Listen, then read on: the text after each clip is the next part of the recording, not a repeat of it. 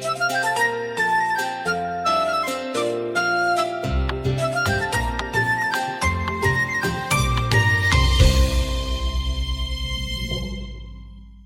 ಕಾರ್ಯಕ್ರಮವನ್ನ ವೀಕ್ಷಿಸ್ತಾ ಇರುವಂತ ನಿಮ್ಮೆಲ್ಲರಿಗೆ ಕಾರ್ಯಕ್ರಮಕ್ಕೆ ಸ್ವಾಗತ ಪ್ರಿಯರೇ. ನಾನು ಶೀಬಾ. ಈ ದಿನದ ಒಂದು ಕಾರ್ಯಕ್ರಮದಲ್ಲಿ ನಾವು ಮೂಢನಂಬಿಕೆಯ ಭಯವೇ ಈ ವಿಚಾರದಲ್ಲಿ ನಾವು ಮಾತಾಡ್ತಾ ಇದ್ದೇವೆ. ಏಕೆಂದ್ರೆ ಈಗಿನ ದಿನಮಾನಗಳನ್ನ ನಾವು ನೋಡುವಾಗ ಜನರು ಅನೇಕ ಈ ರೀತಿಯಾದಂಥ ನಂಬಿಕೆಗಳಲ್ಲಿ ಬಿದ್ದು ಹೋಗಿರುವಂಥದ್ದನ್ನ ನಾವು ನೋಡ್ತೇವೆ. ಮತ್ತೆ ಅವರು ಭಯದಲ್ಲಿದ್ದಾರೆ. ಆ ಒಂದು ನಂಬಿಕೆ ಅಂದ್ರೆ ಅದು ಒಂಥರ ವಿಚಿತ್ರವಾದಂತ ಒಂದು ನಂಬಿಕೆ ಅಂತ ನಾವು ಹೇಳ್ಬೋದು. ಸೊ ಆ ಒಂದು ನಂಬಿಕೆಯಿಂದ ನಾವು ಯಾವ ರೀತಿಯಲ್ಲಿ ಆ ಒಂದು ಭಯದಿಂದ ಜನರನ್ನ ಯಾವ ರೀತಿಯಲ್ಲಿ ಹೊರತರಬಹುದು, ಅದಕ್ಕೆ ಯಾವ ರೀತಿಯಾದಂತ ಒಂದು ವಿಷಯಗಳು ನಿಮಗೆ ಬೇಕೋ ಅದೆಲ್ಲದರ ಬಗ್ಗೆ ಮಾತನಾಡ್ಲಿಕ್ಕಿದ್ದಾರೆ ಈ ಒಂದು ನಮ್ಮ ಕಾರ್ಯಕ್ರಮದಲ್ಲಿ ಸಹೋದರಾದಂತ ಸಿದ್ದೇಶ್ ಹಾಗೂ ಸಹೋದರರಾದಂತ ರವಿಚಂದ್ರನ್. ಇವರನ್ನ ನಾನು ಕಾರ್ಯಕ್ರಮಕ್ಕೆ ಸ್ವಾಗತವನ್ನು ಬಯಸ್ತೇನೆ. ನೀವು ನಮ್ಗೆ ಬಹಳ ಸಂತೋಷ ಆಗ್ತಾ ಇದೆ ನೀವು ಇಲ್ಲಿ ಬಂದಿರುವಂಥದ್ದು. ಸೊ ಈಗ ನಿಮ್ಗಾಗಲೇ ಗೊತ್ತಾಗಿರ್ಬೋದು ಯಾವ ವಿಷಯಗಳನ್ನ ನಾವು ಮಾತನಾಡಲಿಕ್ಕಿದ್ದೇವೆ. ಆ ಒಂದು ವಿಷಯಕ್ಕೆ ಹೋಗ್ಕಿಂತ ಮುಂಚಿತವಾಗಿ ನಿಮ್ಮ ಪರಿಚಯಗಳನ್ನ ನೀವು ಮಾಡಿಕೊಡಿ, ಯಾಕೆಂದ್ರೆ ನಮ್ಮ ವೀಕ್ಷಕರಿಗೆ ಗೊತ್ತಾಗಬೇಕು. ಅದಕ್ಕಾಗಿ ದಯವಿಟ್ಟು. ಸಹೋದರಿ, ನಮ್ಮ ಹೆಸರು ರವಿಚಂದ್ರ ಅಂತೇಳಿ. ನಾವು ನಮ್ಮ ಕರ್ನಾಟಕದ ಗ್ರಾಮೀಣ ಪ್ರದೇಶ ದೊಡ್ಡಬಳ್ಳಾಪುರ ತಾಲೂಕಿನಲ್ಲಿರೋಂಥವ್ರು. ನಮಗೂ ಕೂಡ ಈ ವಿಷಯ ನಾವೇನು ಇವತ್ತು ತೊಗೊಂಡಿದ್ದೀವೋ ಈ ವಿಷಯ ಭಾಳ ಆಸಕ್ತಿಕರವಾಗಿದ್ದರಿಂದ ಇದರಲ್ಲಿ ಭಾಗವಹಿಸಿ ನಮ್ಮ ಅಭಿಪ್ರಾಯಗಳನ್ನು ನಮ್ಮ ಸಮಾಜದ ಜನರ ಜೊತೆ ಹಂಚ್ಕೊಳ್ಳೋಣ ಅನ್ನುವಂಥ ಒಂದು ಒಳ್ಳೆಯ ಉದ್ದೇಶದಿಂದ ನಾವು ಇದು ಬಂದಿದ್ದೀವಿ. ಓಕೆ. ಸೊ ನಿಮ್ಮ ಒಂದು ಕುಟುಂಬದ ಒಂದು ಬ್ಯಾಕ್ಗ್ರೌಂಡ್ ಅಂದರೆ ಯಾವ ಹಿನ್ನೆಲೆಯಿಂದ ನೀವು ಬಂದಿರುವಂಥವ್ರು? ಹಿನ್ನೆಲೆ ಅಂತ ನೋಡುವಾಗ ನೋಡಿ, ಈಗ ಗ್ರಾಮೀಣ ಪ್ರದೇಶದಲ್ಲಿ ನಮ್ಮ ರೈತ ಕುಟುಂಬ ಮತ್ತೆ ನಮ್ಮದೇ ಆದಂಥ ಪೂಜೆ ಪುನಸ್ಕಾರಗಳು ಇದೆಲ್ಲ ಇದ್ದಂಥ ಒಂದು ಕುಟುಂಬಗಳು. ನಿಮ್ಗೆ ಗೊತ್ತಿರುತ್ತೆ, ಗ್ರಾಮೀಣ ಪ್ರದೇಶ ಅಂದ್ಬಿಟ್ರೆ ಇವತ್ತು ನಮ್ಮ ವಿಷಯ ಜಾಸ್ತಿ ಇರುತ್ತೆ.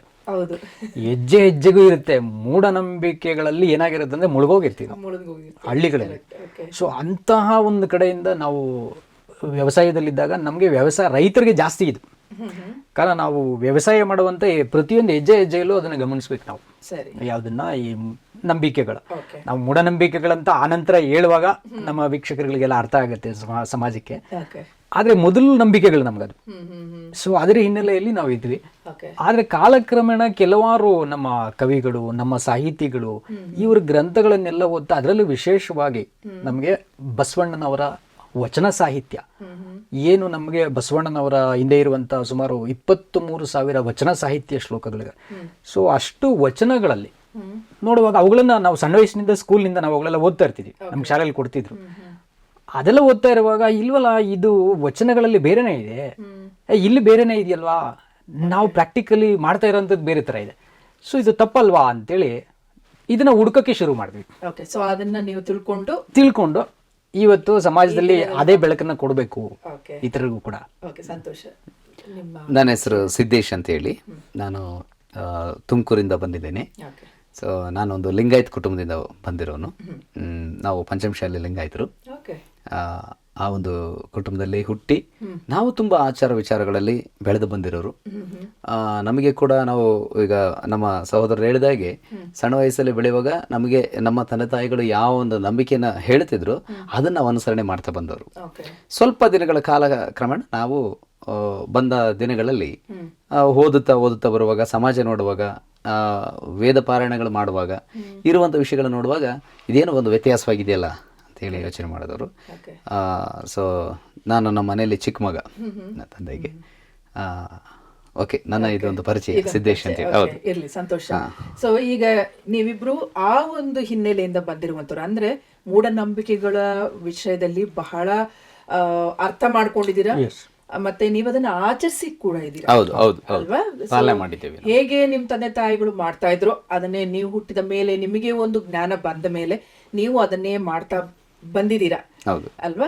ಸೊ ಮಾಡ್ತಾ ಬಂದ ನಂತರ ಈಗ ಅದಕ್ಕೆ ವೀಕ್ಷಕರಿಗೆ ನೀವು ಹೇಳ್ಬೇಕಾಗಿದೆ ಮೂಢನಂಬಿಕೆ ಅಂದ್ರೆ ಏನು, ನೀವದನ್ನ ಯಾವ ರೀತಿಯಲ್ಲಿ ಅರ್ಥ ಮಾಡ್ಕೊಂಡಿದ್ರಿ, ಮತ್ತೆ ಅದು ನಿಜವಾಗ್ಲೂ ಇದೆಯಾ, ಅದ್ರದ್ದು ಮೂಲ. ಯಾಕಂದ್ರೆ ಎಲ್ಲದಕ್ಕೂ ಒಂದು ಒರಿಜಿನ್ ಅನ್ನುವಂಥದ್ದು, ಮೂಲ ಅನ್ನುವಂಥದ್ದು ಇದ್ದೇ ಇರುತ್ತೆ. ಈಗ ನಾವೇನೇ ಒಂದು ವಸ್ತು ತಗೊಳ್ಳಿ ಅದಕ್ಕೊಂದು ಮೂಲ ಇರುತ್ತೆ. ಸೊ ಹಾಗಾಗಿ ಇದಕ್ಕೂ ಒಂದು ಮೂಲ ಅನ್ನುವಂಥದ್ದು ಇದೆಯಾ? ಯಾರಾದ್ರೂ ಒಬ್ರು ಹೇಳ್ಬೋದು ಇದಕ್ಕೆ? ಖಂಡಿತವಾಗ್ಲು ಮೇಡಮ್. ಈ ಮೂಢನಂಬಿಕೆ ಅಂತ ಹೇಳುವಾಗ ನಾವು ಬೆಳೆಯುವಾಗ ಅದು ಮೂಢನಂಬಿಕೆ ಅಂತ ನಮಗೆ ಗೊತ್ತಿಲ್ಲ. ನಮ್ಮ ತಂದೆ ತಾಯಿ ಹೇಳ್ತಿದ್ರು, ಬೆಳಗ್ಗೆ ಎದ್ದ ತಕ್ಷಣ ನೀನು ಬಲಗಡೆಗೆ ಎದ್ದೇಳಬೇಕು, ಬಲಗೈಗೆ ಎದ್ದುಬಿಟ್ಟು ದೇವರಿಗೆ ನಮಸ್ಕಾರ ಮಾಡಿ ನಂತರ ನೀನು ದಿನನಿತ್ಯದ ಕಾರ್ಯಗಳು ಮಾಡಬೇಕು. ಉದಾಹರಣೆಗೆ ಹೇಳ್ಬೇಕಂದ್ರೆ ನಾವು ಶಾಲೆಗೆಲ್ಲ ಹೋಗ್ತಿದ್ವಿ ಸಣ್ಣ ಮಕ್ಕಳಿದ್ದಾಗ. ಶಾಲೆಗೆ ಹೋಗಿ ಬರ್ತಾ ಇದ್ವಿ, ಸಾಯಂಕಾಲ ಆಯಿತು. ಒಂದೊಂದ್ಸರಿ ಬೆಳಗ್ಗೆ ಎದ್ದು ಹೋಗೋದು, ಊಟ ಮಾಡೋದು ಅವೆಲ್ಲ ಲೇಟಾಗಿರ್ತಿತ್ತು. ಊಟ ಮಾಡುವಾಗಲೂ ಕೂಡ ಒಂದೊಂದ್ಸರಿ ಕುತ್ಕೊಳ್ಳುವಾಗ ನೀನು ಹೀಗೆ ಕುತ್ಕೋಬಾರ್ದು, ನೀನು ಹೀಗೆ ಕುತ್ಕೋಬೇಕು, ಊಟಕ್ಕೆ ಮುಂಚೆ ತಲೆ ತುಂಬ ವಿಭೂತಿ ಎಲ್ಲ ಹಾಕಿ ಕುತ್ಕೋಬೇಕು, ಮುಖ ತೊಳೆದು ವಿಭೂತಿ ಕಟ್ಟು ಹಾಕೊಂಡು ಆಮೇಲೆ ನಂತರ ಊಟ ಮಾಡಬೇಕು. ಊಟ ಮಾಡೋಕೆ ಮುಂಚೆ ನೀವು ಒಂದು ಶ್ಲೋಕನ ಹೇಳಿ ಊಟ ಮಾಡಬೇಕು. ಇದು ಮತ್ತೆ ಅಷ್ಟು ಮಾತ್ರ ಅಲ್ಲ, ಅದನ್ನು ನಾವು ಪಾಲನೆ ಮಾಡ್ತಾ ಇದ್ವಿ. ಮತ್ತೆ ನಮಗೆ ಒಂದೊಂದ್ಸಾರಿ ಯಾವತ್ತಾದ್ರೂ ಮಂಗಳವಾರ ರಜೆ ಇದ್ರೆ ಕಟಿಂಗ್ ಮಾಡಿಸ್ಬೇಕಂತ ಆಸೆ ನಮಗೆ. ಯಾಕೆಂದ್ರೆ ಶಾಲೆ ರಜೆ ಇರ್ತಿತ್ತು ನಮಗೆ, ಭಾನುವಾರ ದಿವಸ ರಶ್ಶು. ಅಲ್ಲಿ ಹೋಗಿ ಕಟಿಂಗ್ ಮಾಡಿಸೋಣ ಅಂತ ಕೇಳೋದಾದ್ರೆ ಫುಲ್ ರಶ್ ಇರ್ತಿತ್ತು, ಬೆಳಗಿನ ಸಂಜೆವರೆಗೂ ನಿಲ್ಲಿಕ್ಕೆ ಆಗ್ತಾ ಇರಲಿಲ್ಲ. ಸರಿ ಬಿಟ್ಟು ಮಂಗಳವಾರ ದಿವಸ ಕಟಿಂಗ್ ಮಾಡಿಸೋಂದ್ರೆ ಈ ಸ್ಕೂಲಲ್ಲಿ ರಜೆ ಹಾಕಿದೆ ಅಂದ್ರೆ ಮಠ ಮಂಗಳವಾರ ಯಾರು ಕಟಿಂಗ್ ಮಾಡಿಸ್ತಾರೆ. ಹಾಗೆ ಅಯ್ಯೋ ಅದು ಹೌದಾ, ಸರಿ ನಿಜ ಇರ್ಬೋದು ಅಂತ ಹೇಳಿ ನಾವು ತಿಳಿದು ಆಗ ಪಾಲನೆ ಮಾಡಿದವರು ಅದನ್ನು ಕೂಡ. ಉದಾಹರಣೆಗೆ ಈಗ ಯಾವ್ದಾದ್ರು ಒಂದು ದೇವಸ್ಥಾನಕ್ಕೆ ಹೋಗ್ತಿದೀವಿ ಅಥವಾ ಹೆಣ್ಣು ನೋಡಕ್ ಹೋಗ್ತಿದೀವಿ ಅಥವಾ ಯಾವ್ದಾದ್ರು ಒಂದು ಶುಭ ಕಾರ್ಯಕ್ಕೆ ಹೋಗ್ತಿದೀವಿ ಅಂತ ಹೇಳುವಾಗ ಹೋಗುವಂತ ಸಂದರ್ಭದಲ್ಲಿ ಈಗ ಮನೆಯಲ್ಲಿ ಕುರಿ ಮೇಕೆ ಸಾಕಿದಾಗೆ ನಾಯಿಗಳನ್ನು ಸಾಕಿದಾಗೆ ಬೆಕ್ಕು ಕೂಡ ಸಾಕಿರ್ತೀವಿ. ನಾಯಿ ಹೊರಗಡೆ ಇರ್ತದೆ, ಬೆಕ್ಕು ಒಳಗಿರ್ತದೆ. ಆದ್ರೆ ಹೋಗೋ ಸಂದರ್ಭದಲ್ಲಿ ಏನಾದ್ರು ಬೆಕ್ಕು ಅಡ್ಡ ಬಂದ್ರೆ ಅಯ್ಯೋ ಅಪಶಕನ ಆಗ್ಬಿಡ್ತಿದ್ದು, ಇವತ್ತು ಸರಿ ಇಲ್ಲ. ಅದೆಲ್ಲದಕ್ಕಿಂತ ಹೆಚ್ಚಾಗಿ ಈಗ ನಾನು ಸ್ವಲ್ಪ ಕಪ್ಪಿದ್ದೀನಿ ನಮ್ಮ ಮನೇಲಿ, ನಮ್ಮ ಅಣ್ಣಂದರೆಲ್ಲ ತುಂಬ ಚೆನ್ನಾಗಿ ಕಲರ್ ಆಗಿದ್ದಾರೆ. ಸೊ ಈಗ ನಾನೇನಾದರೂ ಹೋಗೋ ಟೈಮಲ್ಲಿ ಯಾವ್ದಾದ್ರು ಒಂದು ವಿಷಯಕ್ಕೆ ಅಂದ್ಬಿಟ್ರೆ ಈ ಕಾಗೆ ಮಗ್ತಾನೆ ಬಂದ್ಬಿಟ್ಟ ನೋಡು, ಸರಿ ಆಗ್ಲಿಲ್ಲ, ಅದು ಕೆಲಸನೇ ಆಗ್ಲಿಲ್ಲ.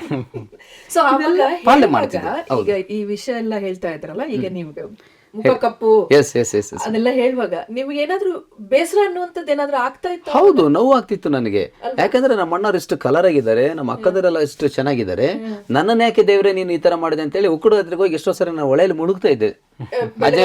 ಅಜಯ ಸ್ವಾಮಿ ಹತ್ರ ಹೋಗಿ ಮತ್ತೆ ಧರ್ಮಸ್ಥಳ ಮಂಜುನಾಥ ಸ್ವಾಮಿ ಹತ್ರ ನಾನು ಕೈ ಮುಖಂತಿದ್ದೆ, ದೇವ್ರೆ ನನಗೆ ಬೆಳ್ಳಗ್ ಮಾಡಪ್ಪ ನನ್ನ, ಈ ತರ.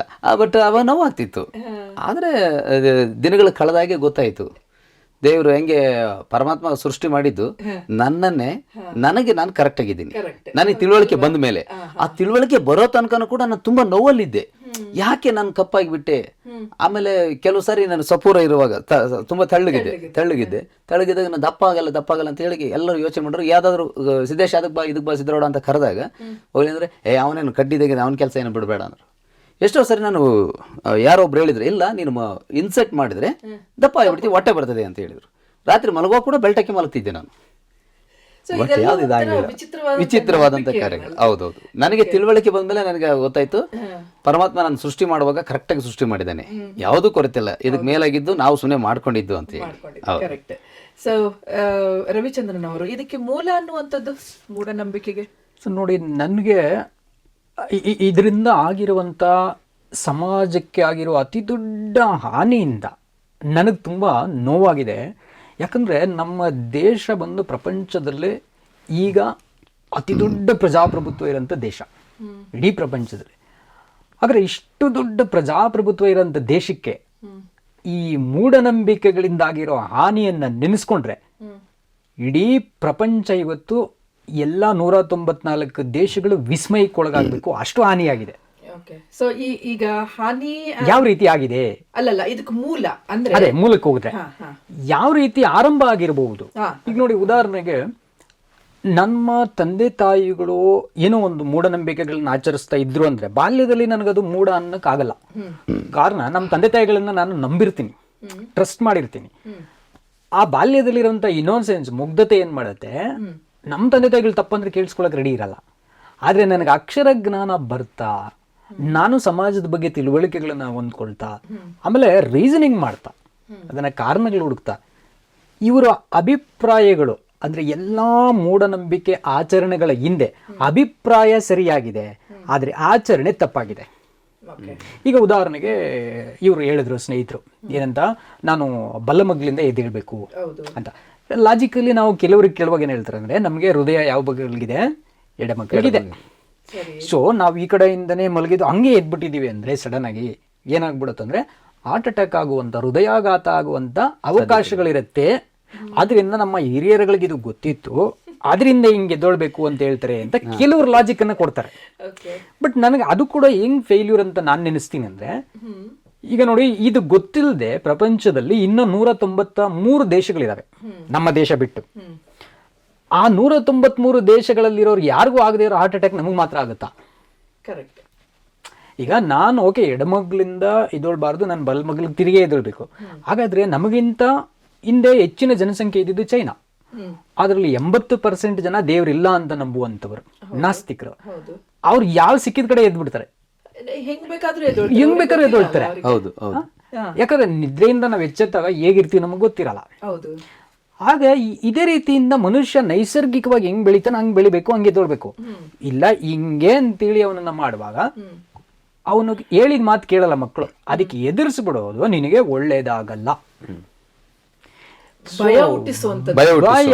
ಹಾಗಾದ್ರೆ ನನ್ನ ರಿಸರ್ಚ್ ಅಲ್ಲಿ ಏನು ನಮ್ಮ ಭಾರತೀಯ ದರ್ಶನಗಳು ಅಂತ ಷಡ್ ದರ್ಶನಗಳಂತ ಹೇಳ್ತೀವಿ, ವೇದಗಣಗಳು, ಉಪನಿಷತ್ತುಗಳು, ಪುರಾಣಗಳು ಅಂತ ಎಲ್ಲ ಏನಿದಾವೆ ಮತ್ತು ಮಹಾಕಾವ್ಯಗಳು, ಇದು ಎಲ್ಲವುಗಳ ಹಿನ್ನೆಲೆ ನೋಡುವಾಗ ಅಭಿಪ್ರಾಯ ಒಳ್ಳೇದು, ಆಚರಣೆ ತಪ್ಪು.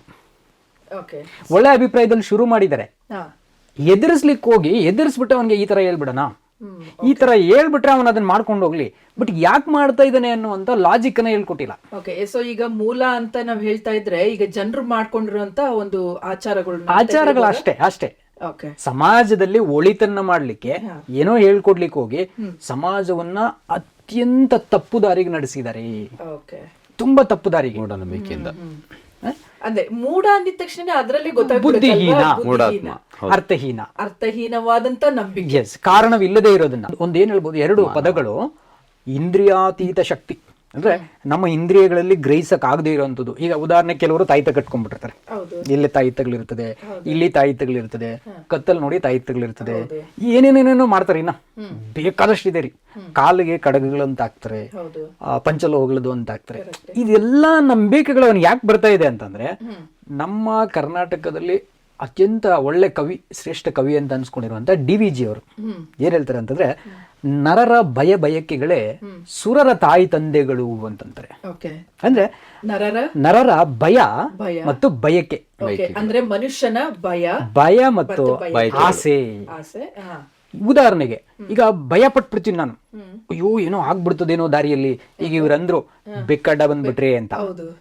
ಆಕ್ಚುಲಿ ನಾವು ಸ್ಟ್ಯಾಟಿಸ್ಟಿಕ್ಸ್ ನ ತಗೊಂಡ್ರೆ, ಆಕ್ಸಿಡೆಂಟ್ಸ್ ಆಗಿ ಡೆತ್ ಆಗಿರೋದೆಲ್ಲ ನಾಯಿ ಅಡ್ಡ ಬಂದು, ಬೆಕ್ಕಡ್ಡ ಬಂದು ಒಂದು ಆಕ್ಸಿಡೆಂಟ್ ಆಗಿರೋದು ಹಿಸ್ಟ್ರಿನೇ ಇಲ್ಲ. ಕರೆಕ್ಟ್. ಈಗ ನಾವು ಟ್ರಾವೆಲ್ ಮಾಡ್ಕೊಂಡು ಹೋಗುವಾಗ ಲಾಜಿಕಲಿ ಅಲ್ವಾ, ದಾರಿನಲ್ಲಿ ಸಡನ್ ಆಗಿ ನಾಯಿನೇ ಅಡ್ಡ ಬರೋದು. ಕಾರ್ಗಳ ಆಕ್ಸಿಡೆಂಟ್ ಆಗಿದಾವೆ, ಹೌದು ಕರೆಕ್ಟ್. ಬೈಕ್ಗಳು ಬಿದ್ದಿದ್ದಾರೆ, ಕೂಡ ನಾಯಿ ಅಡ್ಡ ಬಂದೆ. ನನ್ನ ಕಾಲಲ್ಲಿ ರೋಡ್ ಇತ್ತು ನೋಡಿ, ಬೆಕ್ಕು ಅಡ್ಡ ಬಂದು ಆಕ್ಸಿಡೆಂಟ್ ಆಗಿಲ್ಲ. ಬಟ್ ನಾಯಿ ಬಂದ್ರೆ ಒಳ್ಳೇದಂತ ಹೇಳ್ತಾರೆ. ಅದ್ ಆಕ್ಸಿಡೆಂಟ್ ಆಗ್ಲಿ, ಜನ ಸಾಯ್ಲಿ, ನಾಯಿ ಒಳ್ಳೇದು ಅಂತ ಹೇಳ್ತಾರೆ. ಬೆಕ್ಕಿಂದ ಆಕ್ಸಿಡೆಂಟ್ ಆಗದೇ ಇದ್ರು ಪಾಪ ಅದ್ರ ಪಾಡ್ಗದ ಮನೆಯಲ್ಲಿ ಎಲ್ಲೋ ಇದ್ರು ಕೂಡ ಏನೋ ಒಂದು ದಾರಿ ಅದು ಪಾಸ್ ಆಗ್ತಾ ಇದೆ. ಅದು ಎಲ್ಲಾ ಜೀವರಾಶಿಗಳಂತೆ ಅದಕ್ಕೂ ಹಕ್ಕಿದೆ ಜೀವಿಸಕ್ಕೆ, ಅದೊಂದು ಜೀವ. ಅದನ್ನ ನೀನು ಅಪಶಕುನ ಅಂತೇಳಿ ಉಂಟು ಮಾಡಿರುವ ದೇವ್ರು ಮಾಡ್ಬಿಟ್ರೆ ಆ ದೇವರು ಅನ್ಯಾಯ ಮಾಡ್ದಂಗ ಆಗ್ತದಲ್ಲ. ಈ ಪ್ರಾಣಿ ಮಾತ್ರ ಅಪಶಕುನದ ಪ್ರಾಣಿ, ಇದೊಂದು ಅನಿಷ್ಟದ ಪ್ರಾಣಿ ಅಂತ ಮಾಡ್ಬಿಟ್ರೆ ಅಂತ ದೇವರು ಇಮ್ಮೋರಲ್ ಆಗಿರ್ತಾರಲ್ವಾ, ಎಥಿಕ್ಸ್ ಇರಲ್ವಲ್ಲ ದೇವರಿಗೆ ಅಲ್ವಾ. ಸೊ ಈ ಭಯ ಮತ್ತು ಬಯಕೆಗಳು, ಆಸೆ, ಏನೋ ಆಸೆ ಪಟ್ಬಿಡ್ಬೇಕು, ಹೆಂಗಾದ್ರೂ ಸಿಗ್ಬೇಕು ನನ್ಗೆ, ಏನ್ ಮಾಡು, ಒಂದ್ ಪೂಜೆ ಮಾಡ್ಬಿಡು, ಒಂದ್ ಮಾಟ ತಾಯ್ತ ಕಟ್ಟಿಸ್ಕೊಂಡ್ಬಿಡು, ಅಥವಾ ಅಲ್ಲಿ ಅವ್ರಿಗೆ ಹೋಗ್ಬಿಟ್ಟಿದೆ ಒಂದು ಗುಂಡೊಡ್ಸ್ಕೊಂಡ್ಬಿಡು, ನೀನು ಇಲ್ಲಿ ಹೋಗ್ಬಿಟ್ಟು ಗುಂಡೊಡ್ಸ್ಕೊಂಡ್ಬಿಡು, ಆ ನದಿಯಲ್ಲಿ ಮುಳುಗ್ಬಿಡು, ದುಡ್ಡು ಬರುತ್ತೆ. ನೀನು ಶ್ರಮ ಪಟ್ಟು ಕೈ ಕೆಸರಾದ್ರೆ ಬಾಯಿ ಮೊಸರು ಅಂತೇಳಿ ಕಷ್ಟಪಡಂತ ಹೇಳ್ಕೊಡಲ್ಲ ಅಲ್ವಾ. ಸೊ ಅದಕ್ಕೇನೆ ಈ ಜನರು ಏನ್ ಮಾಡ್ತಾರೆ ಅಂದ್ರೆ, ಈ ರೀತಿಯಾದಂತ ಒಂದು ನಂಬಿಕೆಗಳನ್ನ ಅಂದ್ರೆ ಫೂಲಿಶ್ ಫೇತ್ ಅಂತ ಹೇಳ್ಬೋದು ಅಲ್ವಾ. ಈ ಮೂಢವಾಗಿ ಅಂದ್ರೆ ಅದಕ್ಕೆ ಏನೋ ಒಂದು ಇದೇ ಇಲ್ಲ, ಮೂಲ ಕಾರಣ ಇಲ್ಲ. ಸೊ ಆ ರೀತಿಯಾದಂತ ಒಂದು ನಂಬಿಕೆಗಳನ್ನ ಇಟ್ಕೊಂಡು ತಮ್ಮ ಜೀವಿತಗಳನ್ನ ನಡೆಸ್ಕೊಂಡು ಹೋಗುವಾಗ, ಈಗ ನೀವೀಗಾಗ್ಲೇ ತುಂಬಾ ಒಂದು ಅನುಭವ ಹೊಂದಿರುವಂತಹ ವ್ಯಕ್ತಿಗಳು, ಯಾಕಂದ್ರೆ ನೀವು ಕುಟುಂಬದಿಂದ ನಿಮ್ಮ ಒಂದು ಪಾರಂಪರ್ಯದಿಂದ ಅದೆಲ್ಲ ನೀವು ಮಾಡ್ಕೊಂಡು ಬಂದಿರುವಂತವರು. ಸೊ ಹಾಗಾಗಿ ಅದ್ರಲ್ಲಿ ಗಂಭೀರವಾಗಿ ನೋಡುವಂತ ಏನಾದ್ರೂ ಮೂಢನಂಬಿಕೆಗಳಿದಾವ? ಮತ್ತೆ ಬಹಳವಾಗಿ ಒಂದು ಏನಂದ್ರೆ, ಈಗ ನಾವು ಹೇಳ್ತೀವಲ್ಲ, ಯಾವ್ದಾದ್ರು ಒಂದು ವಸ್ತು ಇದ್ರೆ ನಾವು ಅದನ್ನ ತುಂಬಾ ಗಂಭೀರವಾಗಿ ಅದನ್ನ ನಾವು ನೋಡ್ಕೊಂತೀವಿ, ಮತ್ತೆ ಅದಕ್ಕೆ ಗಮನ ಜಾಸ್ತಿ ಕೊಡ್ತೀವಿ. ಈಗ ಉದಾಹರಣೆ, ಈಗ ನೀವು ಬೆಕ್ಕಿಂದು ನೀವು ಹೇಳಿದ್ರಿ, ಆಮೇಲೆ ನೀವು ತಾಯ್ತದ್ದು ನೀವು ಹೇಳಿದ್ರಿ ಅಲ್ವಾ. ಸೊ ಅದೇ ರೀತಿಯಲ್ಲಿ ಏನಾದ್ರೂ ತುಂಬಾ ಗಂಭೀರವಾಗಿ, ಅಂದ್ರೆ ನನ್ನ ಅರ್ಥ ಏನಂದ್ರೆ ಅದನ್ನ ಮಾಡದೆ ಹೋದ್ರೆ ಈ ರೀತಿಯಾದಂತ ಒಂದು ಪರಿಸ್ಥಿತಿ ಬರುತ್ತೆ. ಆ ರೀತಿಯಾದಂತ ಏನಾದ್ರೂ ಒಂದು ಅನುಭವಗಳು ನಿಮಗೆ ಆಗಿದೆಯಾ? ಆಗಿದ್ರೆ ಅದು ಹೇಗೆ ಅಂತ ನೀವೇನಾದ್ರೂ ಹೇಳ್ಬೋದಾ ಸಿದ್ದೇಶ್ ಅವರೇ? ಅದನ್ನ ಮಾಡ್ಲೇಬೇಕು, ಕಡ್ಡಾಯ. ಹಾ, ಆ ರೀತಿಯಲ್ಲಿ ಕಡ್ಡಾಯವಾಗಿ ಅಂದ್ರೆ ತುಂಬಾ ಈಗ ನಿಮ್ಮ ಅಪ್ಪ ಅಮ್ಮ ಏನ್ ಹೇಳ್ತಾ ಇದ್ರು ನಿಮಗೆ, ಎಡಗಡೆಯಲ್ಲಿ ಬಲಗಡೆ ಎಡಗಡೆ ಇದ್ರೆ ಅದೆಲ್ಲ. ಸೊ ಅದು ಬಿಟ್ಟು ಇನ್ನೇನಾದ್ರೂ ಬಹಳ ಗಂಭೀರವಾಗಿ ಆಲೋಚನೆ ಮಾಡಿ ಅದನ್ನ ಹೌದು ನಾವಿದನ್ನ ಪಾಲಿಸ್ಲೇಬೇಕು ಅನ್ನುವಂತ ಒಂದು ಏನಾದ್ರೂ ಆ ಒಂದು ನಂಬಿಕೆಗಳು ನಿಮ್ಮಲ್ಲಿ ನಿಮ್ಮ ಜೀವಿತದಲ್ಲಿ ಏನಾದ್ರೂ ಎಕ್ಸ್ಪೀರಿಯನ್ಸ್ ಆಗಿದೆಯಾ? ಆಗಿದೆ. ಈಗ ಉದಾಹರಣೆಗೆ ಈಗ ನಾವು ಪಂಚಮಶಾಲೆ ಲಿಂಗಾಯತರು. ನಮ್ಮ ಬ್ರದರ್ಗೆ ಮದುವೆ ಮಾಡೋ ಟೈಮಲ್ಲಿ ಹೆಣ್ಣು ನೋಡ್ತಾ ಇದ್ರು, ಬೇಗ ಸಿಗಲಿಲ್ಲ. ಇನ್ನೊಬ್ಬ ಅಣ್ಣನ ಮದುವೆ ಮಾಡೋ ಟೈಮಲ್ಲಿ ನೋಡ್ತಾ ಇದ್ರು, ಅದು ವ್ಯತ್ಯಾಸವಾಗಿತ್ತು. ಆಮೇಲೆ ನಮ್ಮ ಲಿಂಗಾಯತ ಜಾತಿನೇ ಆಗಿದ್ರು ಕೂಡ, ನಮ್ಮ ಒಂದೇ ಎಲ್ಲ ಆಗಿದ್ರು ಕೂಡ ಅಲ್ಲಿ ಹೋದಾಗ ಅದು ಹೇಗೆ, ಇದು ಹೇಗೆ, ನಿಮ್ಮ ಕುಲ ಹೇಗೆ, ನಿಮ್ಮ ಗೋತ್ರ ಹೇಗೆ, ನೀವು ಎಷ್ಟು ಗೋತ್ರದವರು, ಎಷ್ಟು ದಾರದವರು ಎಲ್ಲ ಕೇಳೋರು. ನಾನೊಂದಿನ ನಾನು ಪ್ರಶ್ನೆ ಮಾಡಿದೆ ನಮ್ಮ ಅಜ್ಜಿಗೆ, ಆಯ್ತು ಭೂಮಿಯಲ್ಲಿ ಎಷ್ಟೋ ಜನ ಹೆಣ್ಮಕ್ಳು ಇದ್ದಾರೆ, ನೀವು ಇದೇ ಜಾತಿಯಲ್ಲಿ ಇದೇ ಧರ್ಮದಲ್ಲಿ ಇದೇ ಇದರಲ್ಲೇ ಆಗ್ಬೇಕು ಅಂತ ಹೇಳ್ತಿದ್ರಲ್ಲ, ಯಾಕೆ ಬೇರೆ ಜಾತಿ ಹುಡುಗಿ ಮದುವೆ ಆದರೆ ಮಕ್ಕಳಾಗಲ್ವಾ ಅಂತ ಕೇಳಿದೆ ನಾನು. ಇದು ಹಾಗೆ ಅಲ್ಲ, ಹೀಗೆ ಮಾಡಲೇಬೇಕು, ಹಿಂಗೆ ಇರಬೇಕು. ಹೌದಾ, ಸರಿ ಅಂತ ಹೇಳಿ ಮಾಡಿದ್ರು. ನಮ್ಮ ಸೋದರ ಮಾವ ಒಬ್ಬರು, ಅವರಿಗೆ ತುಂಬ ಲೇಟಾಗಿ ಹೆಣ್ಣು ಸಿಕ್ತು, ಮದುವೆ ಆದರು. ಮದುವೆಗೆ ಈಗ ಸಹ ಅವರಿಗೆ ಮಕ್ಕಳಾಗಲಿಲ್ಲ. ಹಾಗಾದ್ರೆ ಇದು ಹೀಗೆ ಮಾಡ್ಬೇಕು, ಹೇಗೆ ಮಾಡ್ಬೇಕಂತ ಹೇಳುವಾಗ ನನಗೆ ಒಂದು ಒಳಗಡೆ ಯೋಚನೆ ಬಂತು, ಹೌದಲ್ಲ ಹಿಂಗಿದೆಯಾ, ಹಾಗಾದ್ರೆ ನಾನು ಅಂತರ್ಜಾತಿ ವಿವಾಹ ಆಗ್ತೀನಿ, ನೋಡೋಣ ಹೇಗಿರ್ತದೆ, ನಾನು ಬದುಕ್ತೀನಿ ಅಥವಾ ಸರ್ ಹಂಗೆ ಯಾವತ್ತೂ ಆಗಬಾರ್ದು, ಹಂಗೇನಾರು ಆಗ್ಬಿಟ್ರೆ ನಮಗೆ ಭಯಂಕರ ಕೆಟ್ಟದಾಗಿಬಿಡ್ತದೆ, ನಾವು ನಾಶ ಆಗಿಬಿಡ್ತೀವಿ, ಉದ್ಧಾರಣೆ ಆಗಲ್ಲ ಅಂತ ಒಂದು ಇದು ಒಳಗಡೆ ಬಂದು ನಾನೇನು ಮಾಡಿದೆ. ದಿನಗಳು ಕಳೀತಾ ಹೋಗುವಾಗ ನಾನು ಅಂತರ್ಜಾತಿ ವಿವಾಹ ಆದೆ. ನಾನು ಅಂತರ್ಜಾತಿ ಮದುವೆ ಆದಮೇಲೆ ಅವ್ರು ಹೇಳಿದರು, ನಮ್ಮ ಮನೆಯಲ್ಲಿ ನಮ್ಮ ತಂದೆ ಹೇಳಿದರು, ಆ ರೀತಿ ಮಾಡಬಾರ್ದು, ಆ ಥರ ಆದರೆ ಸತ್ತೋಗ್ಬಿಡ್ತಾರೆ ಅಥವಾ ನಮಗೆ ಶಾಪ ಬಂದ್ಬಿಡ್ತದೆ, ತಲೆಮಾರುಗಳು ಬಂದ್ಬಿಡ್ತದೆ, ಆಮೇಲೆ ನಮ್ಮ ಸಂತತಿ ಹೆಚ್ಚುವಳಿ ಆಗಲ್ಲ, ಬೆಳೆಯಲ್ಲ, ಮಕ್ಕಳಾಗಲ್ಲ, ಹೀಗೆಲ್ಲ ಹೇಳಿದರು. ನಾನು ಅಂತರ್ಜಾತಿ ವಿವಾಹ ಮದುವೆ ಆದೆ. ಮದುವೆ ಆದಮೇಲೆ ನಾನು ಶ್ರೀಮಂತನಾದೆ. ಆಮೇಲೆ ಮಕ್ಕಳು, ಅದು ನಮ್ಮ ತಂದೆಗೆ ಹೆಣ್ಮಕ್ಳು ಇರಲಿಲ್ಲ, ಹೆಣ್ಮಕ್ಳು ಅಂದ್ರೆ ತುಂಬ ಆಸೆ ಆಯಿತು. ನಾನು ಮದುವೆ ಆದಮೇಲೆ ನನ್ನ ಹೊಟ್ಟೆಲ್ಲಿ ನಮ್ಮಪ್ಪ ಹೆಣ್ಮಕ್ಳು ನೋಡಿದರು, 2 ಮಕ್ಕಳು ಆದವು ನನಗೆ. ಸೊ ಭಾಳ ಚೆನ್ನಾಗಿದ್ದೀನಿ. ಅದು ಮಾಡಲೇಬಾರ್ದು ಅಂತ ಹೇಳಿದರು, ಅದು ಗೊತ್ತಿಲ್ಲ ನನಗೆ, ಆದರೆ ಅದನ್ನು ನಾನು ಪಾಲನೆ ಮಾಡಿದೆ. ಆಮೇಲೆ ಎಷ್ಟೋ ಸಾರಿ ಪಾಲನೆ ಮಾಡಿದಾಗ ಅದು ಯಾವುದು ನನಗೆ ಸರಿ ಅಂತ ತೋರಿಸಲಿಲ್ಲ. ನೋಡೋಣ, ಇದೊಂದು ಪ್ರಯತ್ನ ಮಾಡೋಣ ಅಂತ ಹೇಳಿ ಪ್ರಯತ್ನ ಪಟ್ಟೆ, ಚೆನ್ನಾಗಿದ್ದೀನಿ. ಅದೇ ಅಂದ್ರೆ ನಾವು ಅದನ್ನ ತುಂಬಾ ಗಂಭೀರವಾಗಿ ಅದನ್ನ ತಗೊಂಡು ಅದನ್ನ ಅನುಸರಿಸ್ತಾ ಹೋದ್ರೆ ನಮ್ಮ ಆಲೋಚನೆಗೆ ಅದು ಅಪಘಾತ ಆಗುತ್ತೆ ಹೊರತು ಅದರಿಂದನೇ ಆಯ್ತು ಅಂತ ನಾವು ಹೇಳಲಿಕ್ಕೆ ಸಾಧ್ಯನೇ ಇಲ್ಲ. ಅದು ನಂಬಿಕೆ ನಮ್ಮಲ್ಲಿ ಬೇರೂರು ಬಿಟ್ರೆ ನಾವು ಸಂದೇಹಾಸ್ಪದವಾಗೇ ಇರ್ತೀವಿ. ಕರೆಕ್ಟ್. ಸೊ ಆ ಭಯದಿಂದ ಅನಾಹುತಗಳು ಸಂಭವಿಸುತ್ತೆ. ಮೊನ್ನೆ ಫಾರ್ ಎಕ್ಸಾಂಪಲ್ ಹೇಳ್ಬೇಕಂದ್ರೆ ಈ ವಿಷಯದಲ್ಲಿ ಈ ವಿಷಯದಲ್ಲಿ ಮಾತಾಡೋದಾದ್ರೆ, ನನ್ನ ಮಿಸಸ್ ನಾನೊಂದು ಮನೆ ಚೇಂಜ್ ಮಾಡುವಾಗ ಸ್ವಲ್ಪ 3rd ಫ್ಲೋರಲ್ಲಿ ಇತ್ತು, ಅವ್ರಿಗೆ ಸ್ವಲ್ಪ ವೀಸಿಂಗ್ ಪ್ರಾಬ್ಲಮ್ ಇದೆ.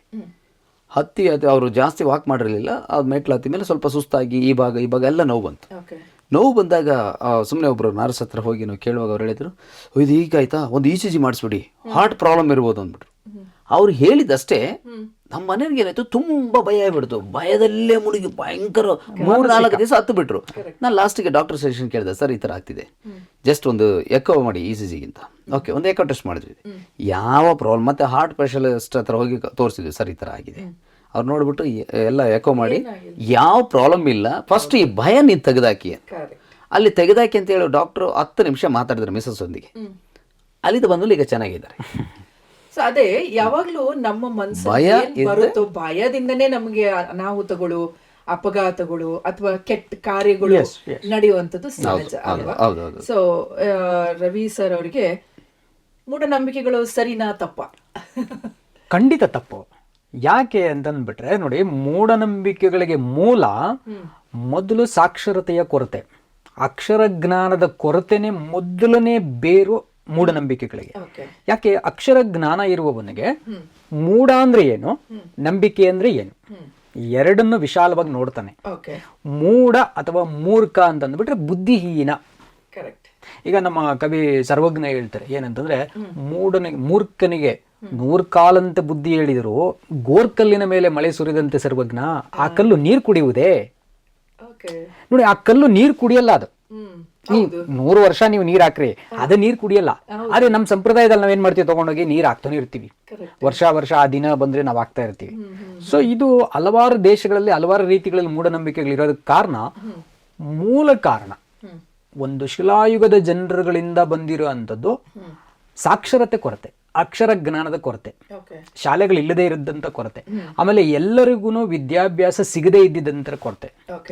ಒಂದೇ ಕೋಮಿನ ಜನರುಗಳಿಗೆ ಮಾತ್ರ ಸಾಕ್ಷರತೆ ಇತ್ತು. ಅದು ನಮ್ಮೆಲ್ಲರಿಗೂ ನಮ್ಮ ಸಮಾಜಕ್ಕೆ ಗೊತ್ತಿರೋ ವಿಷಯ. ಅದು ಬ್ರಾಹ್ಮಣ ಕುಲಕ್ಕೆ ಮಾತ್ರ, ಅವರಿಗೆ ಸೀಮಿತ. ಆದ್ರೆ ಬ್ರಾಹ್ಮಣ ಅನ್ನುವಂಥದ್ದು ಈಗ ನಾವು ತಗೊಳ್ಳೋದಾದ್ರೆ ಅವರು ಬೇರೊಬ್ಬರಿಗೆ ಮೋಸ ಮಾಡಿದ್ದಾರೆ ಅಂತ ಖಂಡಿತ ಅಲ್ಲ. ಯಾಕಂದ್ರೆ ಈಗ ಬ್ರಾಹ್ಮಣ ಅಂತಂದ್ಬಿಟ್ರೆ ನಾವು ಏನ್ ಹೇಳ್ತೀವಿ, ಪುರಾಣಗಳು ಹೇಳೋ ಪ್ರಕಾರ ಬ್ರಾಹ್ಮಣ ಅನ್ನುವುದು ಹುಟ್ಟಿಂದ ಬರುವಂತದ್ದಲ್ಲ. ಜನ್ಮಾನಂ ಜಾಯತೆ ಶೂದ್ರಾಣ, ಹುಟ್ಟಿದಾಗ್ಲೇ ನಾವು ಶೂದ್ರ, ನಾವು ಎಲ್ರು ಬ್ರಾಹ್ಮಣರು ಕೂಡ. ಆದ್ರೆ ಸಂಸ್ಕಾರಾತ್ ದ್ವಿಜ ಉಚ್ಯತೆ ಅಂತ ಹೇಳ್ತೀವಿ. ಅಂದ್ರೆ ವಿದ್ಯಾಭ್ಯಾಸದಿಂದ ಅವನೇನಾಗ್ತಾನೆ ಅಂದ್ರೆ 2 ಸಾರಿ ಹುಟ್ಟಿದವನಾಗ್ತಾನೆ. ವಿದ್ಯಾಭ್ಯಾಸದಿಂದ, by analysis, by reasoning, by education. ವಿದ್ಯಾವಂತಿಕೆ ಅನ್ನುವಂಥದ್ದು ಯಾವಾಗಲೂ ಎಲ್ಲಿಂದ ಶುರುವಾಗುತ್ತೆ ಅಂದ್ರೆ ಪ್ರಶ್ನೆ. ವಿದ್ಯೆಯ ಮೂಲನೇ ಪ್ರಶ್ನೆ. ಸೊ ಪ್ರಶ್ನೆ ಮತ್ತು ಸಮಂಜಸವಾದ ಉತ್ತರ, ಲಾಜಿಕಲ್ ಆಗಿ ಎವಿಡೆನ್ಷಿಯಲ್ ಆಗಿರೋಂಥ ಉತ್ತರಗಳು, ಅಥವಾ ಆಧಾರ ಸಹಿತ ನಿರೂಪಿಸಬಹುದಾದ, ಸತ್ಯ ಅಂತ ಸಾಬೀತುಪಡಿಸಬಹುದಾದ ಸಾಕ್ಷ್ಯಾಧಾರಗಳುಳ್ಳಂಥವುಗಳನ್ನ ನಂಬಬಹುದು. ಅದನ್ನ ಮೂಢನಂಬಿಕೆ ಅಂತ ಹೇಳಕ್ ಬಿಡಲ್ಲ. ಮೂಢ ಅಂತ ಹೇಳ್ತೀವಿ ಅಂದ್ರೆ ನಿರೂಪಿಸಕ್ಕೂ ಗೊತ್ತಾಗಲ್ಲ, ಇದು ಹೇಗ್ ನಡೆಯುತ್ತೆ ಅದಕ್ಕೆ ಕಾರಣ ಕೊಡ್ರಿ ಗೊತ್ತಾಗಲ್ಲ. ಒಂದು ಸಣ್ಣ ಉದಾಹರಣೆ ಕೊಡ್ಬೋದು. ಅಂದ್ರೆ ನಮ್ಮ ದೇಶದಲ್ಲಿ 80% ಜನರು ತಗೊಳ್ಳೋಂಥ ಎಲ್ಲಾ ವೆಹಿಕಲ್ಸು, ಸೈಕಲ್ ಇಂದ ಇಟ್ಕೊಂಡು ಮೊನ್ನೆ ನಾವು ಫ್ರಾನ್ಸ್ ಇಂದ ಪರ್ಚೇಸ್ ಮಾಡಿರುವಂತ ದಾಸೋ ಏರ್ ಕ್ರಾಫ್ಟ್ ತನಕ, ನಿಂಬೆ ಹಣ್ಣು ಹಿಡಿದಿದ್ರೆ ಅದು ಪಾಸ್ ಆಗಲ್ಲ ಅಂತ ಹೇಳ್ತೀವಿ ನೋಡಿ. ಇದಕ್ಕಿಂತ ಮೂರ್ಖತನ ಜಗತ್ತಿನಲ್ಲಿ ಇನ್ನೊಂದಿಲ್ಲ. ಇಮ್ಯಾಜಿನ್ ಮಾಡಿ, ಒಂದು 30-35 ಸಾವಿರ ಕೋಟಿ ಕೊಟ್ಟು ನಾವು ಫ್ರಾನ್ಸ್ ಇಂದ ಒಂದು ಇದನ್ನ ಪರ್ಚೇಸ್ ಮಾಡ್ತೀವಿ ಅಂದ್ರೆ ಎಷ್ಟು ನಮ್ಮ ದೇಶದ ಇಂಟೆಲಿಜೆಂಟ್ ಪೀಪಲ್ ಹೋಗಿ, ಇಂಜಿನಿಯರ್ಸ್ ಹೋಗಿ, ಟೆಕ್ನಿಷಿಯನ್ಸ್ ಹೋಗಿ ಅದನ್ನ ಪರೀಕ್ಷೆ ಮಾಡಿ, ಪೈಲಟ್ಗಳು ಅದನ್ನ ಓಡಿಸಿ ಎಷ್ಟು ಯೋಚನೆ ಮಾಡಿ ಅದನ್ನ ಇನ್ವೆಸ್ಟ್ ಮಾಡ್ತಾರೆ. ಯಾಕೆ ನಮ್ಮ ದೇಶದ ಆದಾಯ ಅದು. ಅಷ್ಟು ಇನ್ವೆಸ್ಟ್ ಮಾಡುವಾಗ ಇಷ್ಟು ಪರೀಕ್ಷೆ ಮಾಡ್ತಂದ್ರು ಕೂಡ ಒಬ್ಬ ಪೂಜಾರಿ ಬಂದು, ಪಾಪ ನಾನ್ ನಿಂಬೆ ಹಣ್ಣು ಇಟ್ಟಿಲ್ಲ ಅಂದ್ರೆ ನೀವೆಲ್ಲರೂ ಫೇಲ್ ಅಂದ್ಬಿಟ್ರೆ, what a height of stupidity. ಇದಕ್ಕಿಂತ ಒಂದು ಮೂರ್ಖತನ ಇನ್ನೆಲ್ಲಿ ತೋರ್ಸಕ್ಕಾಗುತ್ತೆ ನಾವು. ಅಲ್ಲಿಂದ ಏರ್ ಕ್ರಾಫ್ಟ್ ಇಂದ ಇಟ್ಕೊಂಡು ಎಷ್ಟು ದೊಡ್ಡ ಶಿಪ್ ತರ್ತೀರಾ ನೀವು, ಅದಕ್ಕೂ ನೀವು ನಿಂಬೆಹಣ್ಣಿಟ್ಟು ಅದ್ರ ಮೇಲೆ ಹೋಗಿ ಆ ನಿಂಬೆಹಣ್ಣೊಳಗಡೆ ನೀವು ಕಟ್ ಮಾಡಿ ಕುಂಕುಮ ಹಚ್ಚಿದ ಮೇಲೆ ಮಾತ್ರನೇ ಆಗ್ತದೆ. ನಾನು ಪೂಜೆಯನ್ನ ಇಲ್ಲಿ ಡೌನ್ ಮಾಡ್ತಾ ಇಲ್ಲ, ಅದು ಮಾಡಿದ್ರೆ ಮಾತ್ರ ಸರಿಯಾಗಿರುತ್ತೆ ಅನ್ನೋ ನಂಬಿಕೆ ತಪ್ಪಾಗಿದೆ. There is no logic. ಅದು ಬಹಳ ಮುಖ್ಯ. ಏಕೆಂದ್ರೆ ವೀಕ್ಷಕರೇ ಈ ಕಾರ್ಯಕ್ರಮವನ್ನು ನೀವು ಬಹಳ ಗಮನ ಇಟ್ಟು ನೀವು ಕೇಳಿಸ್ಕೊಂತಾ ಇದ್ದೀರಾ ಅಂತ ನಾವು ಅನ್ಕೊಂತೀವಿ. ಏಕೆಂದ್ರೆ ಇಲ್ಲಿ ನಿಮ್ಮ ನಂಬಿಕೆಗಳನ್ನ ನಾವು ಪೂರ್ತಿಯಾಗಿ ಕಿತ್ತು ಹಾಕ್ಲಿಕ್ಕೆ ನಾವು ಈ ಕಾರ್ಯಕ್ರಮನ ಮಾಡ್ತಾ ಇಲ್ಲ. ಏಕೆಂದ್ರೆ ಈಗ ಮೂಢನಂಬಿಕೆಯ ಭಯ ಇದೆಯಾ ನಿಮಗೆ, ಆ ಭಯದಿಂದ ನಿಮ್ಮನ್ನ ಯಾವ ರೀತಿಯಲ್ಲಿ ನಾವು ಹೊರ ತರಬಹುದು ಅನ್ನುವಂಥದ್ದೇ ನಮ್ಮ ಮೇನ್ ಒಂದು ಕಾನ್ಸೆಪ್ಟ್, ಉದ್ದೇಶ ಆಗಿದೆ. ಹಾಗಾಗಿ ಇದೆಲ್ಲ ನೀವು ದಯವಿಟ್ಟು ನಿಮ್ಮನ್ನ ನಾವು ಕೆಳದ ಮಟ್ಟಕ್ಕೆ ನಾವು ನೋಡ್ತಾ ಇದೀವಿ ಅನ್ನುವಂಥದ್ದು ಮಾತ್ರ ಅಲ್ಲವೇ ಅಲ್ಲ. ಈಗ ನಮ್ಮ ರವಿ ಸಹೋದರರೇ ಹೇಳಿದ್ರು, ಈಗ ಒಂದು ವಸ್ತುನ ನಾವ್ ಏನೇ ತಗೊಳ್ಳಿ, ನೀವು ಅದನ್ನ ನಿಂಬೆ ಹಣ್ಣನ್ನ ಇಟ್ಟನೆ ಅದರಿಂದ ಹೊರಗೆ ಹೋಗ್ಬೇಕು ಅಂತ. ಆದ್ರೆ ಅವರ ಉದ್ದೇಶ ಏನಿತ್ತು, ಆ ವಿಷಯದ ಉದ್ದೇಶದ ಹಿನ್ನೆಲೆ ಏನಿತ್ತು ಅಂತಂದ್ರೆ, ಅದನ್ನ ಮಾಡೋದ್ರಿಂದನೇ ವಾಹನ ಮುಂದೆ ಹೋಗುತ್ತಾ, ವಸ್ತುಗಳು ಉಪಯೋಗ ಆಗುತ್ತಾ. ಅದನ್ನ ಮಾಡದೆ ಹೋದ್ರೆ, ನೀವು ಹಾಕಿದ್ರೆ ಆ ವಸ್ತುಗಳನ್ನ ಉಪಯೋಗ ಮಾಡಲ್ವಾ, ಸೇಫ್ಟಿ ಇಲ್ವಾ, ಸೇಫ್ಟಿ ಇಲ್ವಾ. ಇದೇ ಮೂಲವಾದಂತ ಒಂದು ಉದ್ದೇಶ ಆಗಿತ್ತು. ಸೊ ಹಾಗಾಗಿ ನೀವು ಯಾವ ರೀತಿಯಾದಂತ ಒಂದು ನಿಮ್ಮನ್ನ ಟೀಕೆ ಮಾಡುವಂತ ವಿಷಯವಾಗಿ ಅಲ್ವೇ ಅಲ್ಲ. ಸೊ ಮುಂದುವರಿಯೋಣ. ಈಗ ಅವ್ರು ಹೇಳ್ಬಿಟ್ರು ಈಗಾಗ್ಲೇ. ನನ್ನ ನೆಕ್ಸ್ಟ್ ಪ್ರಶ್ನೆ ಇತ್ತು ಶಿಕ್ಷಣದ ವಿಷಯ ಬಗ್ಗೆ. ಸೊ ಹಾಗಾಗಿ ಸಹೋದರು ಈಗಾಗ್ಲೇ ಹೇಳ್ಬಿಟ್ರು ಸಿದ್ದೇಶ್ವರ. ಈಗ ನಿಮಗೆ ಈಗ ನಿಮ್ಮ ಒಂದು ಆಲೋಚನೆಗಳು, ಈಗ ಅವ್ರು ಹೇಳಿದ್ರು ಜ್ಞಾನ ಬಹಳ ಮುಖ್ಯವಾಗಿತ್ತು. ಈಗ ಜ್ಞಾನವಂತರೇ ಈ ಒಂದು ಕೆಲಸಗಳನ್ನ ಮಾಡ್ತಾರೆ, ಅದು ಸತ್ಯ. ಯಾಕೆಂದ್ರೆ ಆ ದಿನಗಳಲ್ಲೇ ನಮ್ಮ ಹಿರಿಯರಿಗೆ ಸಹೋದರ ಹೇಳಿದಾಗೆ ಶಿಕ್ಷಣ ಇರಲಿಲ್ಲ, ಅದ್ರ ಕೊರತೆ ಇತ್ತು. ಇವತ್ತು ಏನಾಗಿದೆ ಅಂದ್ರೆ ಅನೇಕ ಶಿಕ್ಷಣ ಕಲ್ತಿರೋರೆ, ಹೌದು, ಹೈಯರ್ ಎಜುಕೇಶನ್ ಮಾಡಿರೋರೆ, ಕರೆಕ್ಟ್. ಅವರೇ ಕೂಡ ಹೇಳ್ತಾರೆ ಅದು ಹಾಗೆ ಮಾಡಬಾರ್ದು, ಅದು ಹಿಂಗೇ ಮಾಡಬೇಕು, ಹಂಗೆ ಮಾಡಿದ್ರೆ ಸರಿ ಆಗ್ತದೆ. ನಾನು ಒಂದು ಸಾರಿ ಒಬ್ಬ ಬಳಿ ಡಾಕ್ಟರ್ ಹತ್ರ ಹೋದೆ. ಓಕೆ. ಅಲ್ಲಿ ಇದ್ದಾರೆ, ನಾನು ಇರೋ ಪ್ಲೇಸಲ್ಲಿ ಒಂದು ಊರಲ್ಲಿದ್ದಾರೆ. ಎಷ್ಟು ಸಾರಿ ಒಬ್ಬರು ಅಜ್ಜಿ ಬಂದು ಹೇಳಿದರು, ಡಾಕ್ಟ್ರ್ ಏನು ಡಾಕ್ಟ್ರ್ ನೀನು ಎಷ್ಟು ಸಾರಿ ಬಂದಿದ್ದೀನಿ, ನನ್ನ ಕಾಯಿಲೆನ ವಾಸಿ ಆಗಿಲ್ಲ ಅಂದರು.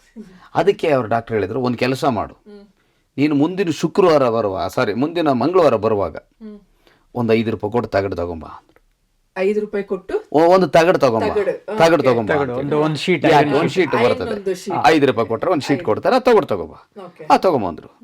ಆಮೇಲೆ ತಗೊಂಬಂದು ಅವ್ರು ಏನು ಮಾಡಿದ್ರು, ಅದರಲ್ಲಿ ಸುಮ್ಮನೆ ಅವ್ರಿಗೆ ಏನೋ ಇದೆಯೋ ಆ ನಂಬಿಕೆಯನ್ನು ಬಾರಿದ್ರು, ಸುತ್ತಿ ಕೊಟ್ಟರು, ಹೇಳಿದ್ರು, ನೋಡು ನೀನು 5 ವಾರ ಹಾಸ್ಪಿಟ್ಲ್ ತೋರಿಸಿದೀಯಾ, ನಿನಗೆ ವಾಸಿ ಆಗಿಲ್ಲ, ಇದನ್ನ ಹೋಗಿ ಇಟ್ಕೊಂಡು ತೆಲ್ದಂಗೆ ಇಟ್ಕೊಂಡು ಮಲಕೆ 3 ದಿನಕ್ಕೆ ವಾಸಿ ಆಗುತ್ತೆ. ನಾನು ಕೇಳಿದೆ, ಸರ್ ಏನಿದ್ರ ಅರ್ಥ ಅಂತ ನಾನು ಕೇಳಿದೆ. ಇಲ್ಲ, ಅವ್ರಿಗೆ ಈ ಒಂದು ಇದರಲ್ಲಿ ನಾನು ನೋಡಿದೆ, ಅವ್ರು ಸಿಗಿಲ್ಲ, ಅದಕ್ಕೆ ನಾನೊಂದು ಯಂತ್ರ ಬರ್ಕೊಟ್ಟಿದ್ದೀನಿ, ತೆಲ್ದಂಗೆ ಇಟ್ಕೊಂಡ್ರೆ ಹೋಗುತ್ತೆ. ಸರಿ, ನೀವು ಒಂದು ಡಾಕ್ಟ್ರು ಇದು ಹೇಳೋದು ಸರಿ ನಂದೆ. ಹೌದು, ವೈದ್ಯಕೀಯ ಶಾಸ್ತ್ರದಲ್ಲಿ ಆಗದಿರೋಂಥ ದೈವಶಕ್ತಿಯಿಂದ ಆಗುತ್ತೆ ಅಂತ ಅವ್ರು ಹೇಳಿದರು. ಅದು ನನಗೆ ಕೇಳುವಾಗ ಆಶ್ಚರ್ಯ ಇತ್ತು. ಮತ್ತೆ ನನಗೆ ಕೇಳಿದೆ, ಅಲ್ಲ ಸರಿ, ಇದು ತಗೊಂಡೋಗಿ ಯಂತ್ರ ತಗೊಂಡೋಗಿ ತಲೆದಂಗಿಟ್ಟು ಮಲಗಿದರೆ ಅದು ವಾಸಿ ಆಗ್ತದ ಮತ್ತೆ ಕೇಳಿದೆ. ಖಂಡಿತ ಆಗ್ತದೆ. ಸರಿ, 3 ದಿನ ಬಿಟ್ಟು ಮತ್ತೆ ಅಜ್ಜಿ ನಾನು ಭೇಟಿ ಮಾಡುವಾಗ, ಏನಮ್ಮ ಇದಾಯ್ತು? ಅಯ್ಯೋ ಡಾಕ್ಟರ್ ಹತ್ರ ಹೋದೆ ಸ್ವಾಮಿ, ಆಗಲಿಲ್ಲ, ಆ ತಗಡು ಕೊಟ್ಟರು, ತಗೊಂಬಂದು ಇಟ್ಕೊಂಡು ಮಲಗಿದೆ, ವಾಸಿ ಆಗಲಿಲ್ಲ, ಅದಕ್ಕೆ ಈಗ ದೊಡ್ಡ ಆಸ್ಪತ್ರೆಗೆ ಬಂದಿದ್ದೀನಿ. ಇದೇ ಮೂಢ ನಂಬಿಕೆ ಅಲ್ವಾ? ಜನರನ್ನ ಯಾವ ರೀತಿಯಲ್ಲಿ ಭಯ ಪಡಿಸ್ಬೇಕು? ಇವತ್ತು ಜ್ಞಾನ ಇರೋಂತಾರೆ ವಿದ್ಯಾವಂತರು ಏನ್ ಮಾಡ್ತಿದಾರೆ ಅಂದ್ರೆ, ಈಗ ಉದಾಹರಣೆಗೆ ನಾನು ಒಂದು ಗಾಡಿ ತಗೊಳ್ಳಿಕ್ಕೆ ಅಂತ ಹೋದಾಗ ಅವ್ರು ಹೇಳಿದ್ರು, ಆ ಡಾಕ್ಟರ್ದು ಅದು ಗಾಡಿ, ನನಗೆ ಆ ಕಾರ್ ಮೇಲೆ ತುಂಬಾ ಇಷ್ಟ ಇದೆ, ಅದು ತಗೊಂಡ್ಬಿಡೋಣ ಅಂತೇಳಿ ನನಗೆ ಸಮಯ ಸಿಕ್ಕಿಲ್ಲ, ಭಾನುವಾರ ಹೋಗ್ಲಿಕ್ಕೆ ಸೋಮವಾರ ಹೋಗ್ಲಿಕ್ಕೆ. ನೆಕ್ಸ್ಟ್ ನಾನು ಮಂಗಳವಾರ ಹೋಗಿದ್ದೀನಿ, ಅವ್ರು ಹೇಳ್ತಾರೆ ಗಾಡಿ ನೋಡಿ ಬಂದಿದ್ದೀರಾ? ಹೌದು ಸರ್, ನೋಡಕ್ ಬಂದ್ವಿ. ಅಲ್ಲ ನಾಳೆ ಬನ್ನಿ ಸರ್, ನಾನು ನಾಳೆ ಇಲ್ಲ, ಹಾಗಾಗಿ ಟೈಮ್ ಇದೆ. ಇವತ್ತು ಮಂಗಳವಾರಪ್ಪ, ಹೆಂಗ್ ನೋಡ್ತೀಯಾ?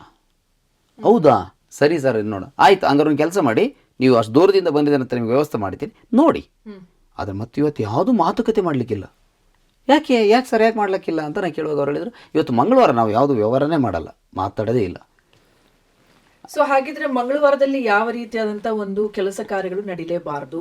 ಹೌದು, ಅಲ್ಲ, ಈಗ ನೀವು ಹೇಳಿದಂತ ನಾವು ನೋಡುವಾಗ, ಈಗ ಮಂಗಳವಾರದಲ್ಲಿ ಯಾವ ಕೆಲಸ ಕಾರ್ಯಗಳು ನಡಿಬಾರ್ದು, ಎಲ್ಲ ಶುಭ ಕಾರ್ಯಗಳು ಮಾಡಬಾರ್ದು, ಶುಭ ಕಾರ್ಯಗಳು ನಡಿಬಾರ್ದು, ಅಮಂಗಳಕರ ಅದು ಅಂತ ಹೇಳ್ತಾರೆ. ಓಕೆ. ಇದು ನನ್ನ ಒಂದು ಅನುಭವ ಮತ್ತು ಒಂದು ಸಿಕ್ಕಿರುವಂತ ವಿದ್ಯಾಭ್ಯಾಸದಿಂದ ಆ ದೃಷ್ಟಿಕೋನದಿಂದ ನಾವು ಅವಲೋಕಿಸುವಾಗ ಏನಾಗಿದೆ ರೀ ಅಂತ ಅಂದ್ಬಿಟ್ರೆ, ಯಾಕೆ ಒಬ್ಬ ವಿದ್ಯಾವಂತರಾಗಿರೋಂಥವ್ರು ಮೂಢನಂಬಿಕೆಗಳಲ್ಲಿ ಹೋಗ್ತಾರೆ, ಆ ಕಟ್ಟುಪಾಡುಗಳನ್ನ ಮಾಡ್ತಾರೆ. ಈ ನೋಸ್ ದ ರೀಸನ್, ಅದ್ರೊಳಗೆ ಏನಿಲ್ಲ ಅಂತ ಅವ್ರಿಗೆ ಗೊತ್ತಿದೆ, ಆದ್ರೂ ಯಾಕೆ ಹೋಗ್ತಾರೆ ಅಂತಂದ್ರೆ, ಒಂದು ತಂದೆ ತಾಯಿಗಳನ್ನ ಎದುರಾಕೊಳ್ಳಕ್ ಆಗದೆ ಇರೋಂಥ ಸಮಾಜ ನಮ್ಮದು. ತಂದೆ ತಾಯಿಗಳನ್ನ ದೇವ್ರಂತ ನೋಡುವಂತ ಸಮಾಜ. ಆ ಭಾವನೆ ತುಂಬಾ ಒಳ್ಳೇದು, ಅವ್ರನ್ನ ದೇವ್ರಂತನೂ ನೋಡ್ಬೇಕು, ಅವರ ಕೊನೆಯ ಉಸಿರಿರೋವರೆಗೂ ನಾವು ಕೇರ್ ಮಾಡ್ಬೇಕು. ಆದ್ರೆ ಅವ್ರು ಹೇಳಿದ್ದೆಲ್ಲ ಸತ್ಯನ ಸುಳ್ಳ ಅಥವಾ ಸರಿನ ತಪ್ಪ ಅರ್ಥ ಮಾಡ್ಕೊಳ್ಳೋ ಶಕ್ತಿನ ಹೋಗೋದೇ ಇಲ್ಲ. ನಾವು ಕಾರ್ನ ಇಮೋಷನ್ಸ್ಗೆ ನಾವು ಕೊಡುವಂತ ಬೆಲೆ ಇಂಟೆಲಿಜೆನ್ಸ್ಗೆ ಕೊಡ್ತಾ ಇಲ್ಲ. ನಾವು ಭಾವನಾತ್ಮಕವಾಗಿ ಸಂಬಂಧವೇ ಮುಖ್ಯ ಅಂತ ನೋಡ್ಬಿಡ್ತೀವಿ. ಆದ್ರೆ ಕಾರ್ಯಗತವಾಗಿ ಅಥವಾ ಪ್ರಾಯೋಗಿಕವಾಗಿ ಅದನ್ನ ನಡೆಯುತ್ತಾ ಇಲ್ವಾ? ಈಗ ಭಾವನಾತ್ಮಕವಾಗಿ ನಾನು ಇಂಜೆಕ್ಷನ್ ಕೊಡ್ತೀನಿ, ಹೀಲಾಗ್ಬಿಡುತ್ತೆ ಅಂದ್ರೆ ಆಗಲ್ಲ. ಹಂಗಂತ ಬರೀ ಟೆಕ್ನಿಕಲಿ ನಾನು ಮಾಡೋ ಇಂಜೆಕ್ಷನ್ ಕೊಟ್ಟೋಗ್ಬಿಡ್ತೀನಿ, ನಾನು ಸರಿ ಆಗ್ಬಿಡುತ್ತೆ, ನಾನು ರೂಢಾಗಿ ಬಿಹೇವ್ ಮಾಡ್ತೀನಿ ಅಂದ್ರೆ ನಿಮ್ಮೆಲ್ಲ ಟ್ರಸ್ಟ್ ಹೋಯ್ತು ಅಂತಂದ್ರೆ ಪೇಷಂಟ್ಗೆ, ಆವಾಗ್ಲೂ ಕೆಲಸ ಆಗಲ್ಲ ಅದು. ಬಿಕಾಸ್ ನಿಮ್ಮ ಬಾಡಿ ಫಿಸಿಕಲ್ ಸಿಸ್ಟಮ್ ಸಪೋರ್ಟ್ ಮಾಡಬೇಕು. ಸೊ ಆಗ ಇಮೋಷನ್ಸ್ ಬೇಕಿದೆ ಟು ಸರ್ಟನ್ ಎಕ್ಸ್ಟೆಂಟ್, ಒಂದು ಹಂತಕ್ಕೆ ಭಾವನೆಗಳು ಬೇಕಿದೆ. ಮಾನವ ಸಮುದಾಯ ಇರೋದೇ ಭಾವನೆಗಳಿಂದ. ಆದ್ರೆ ಭಾವನೆಗಳನ್ನೇ ಪ್ರಧಾನವಾಗಿ ತಗೊಂಡು ಮಿಕ್ಕಿರುವ ಎಲ್ಲಾ ಜ್ಞಾನವನ್ನ ಮೂರ್ಖತನ ಅಂತ ನೋಡೋದಿದೆ ನೋಡಿ, ಅದು ಪರಮ ಮೂರ್ಖತನ ಅಥವಾ ಮೂರ್ಖತನದ ಪರಮಾವಧಿ, ಅದ್ರದ್ದು ಮೇಲ್ಗಡೆ ಅಂತ ಹೇಳ್ಬೋದು, the height of stupidity. Correct.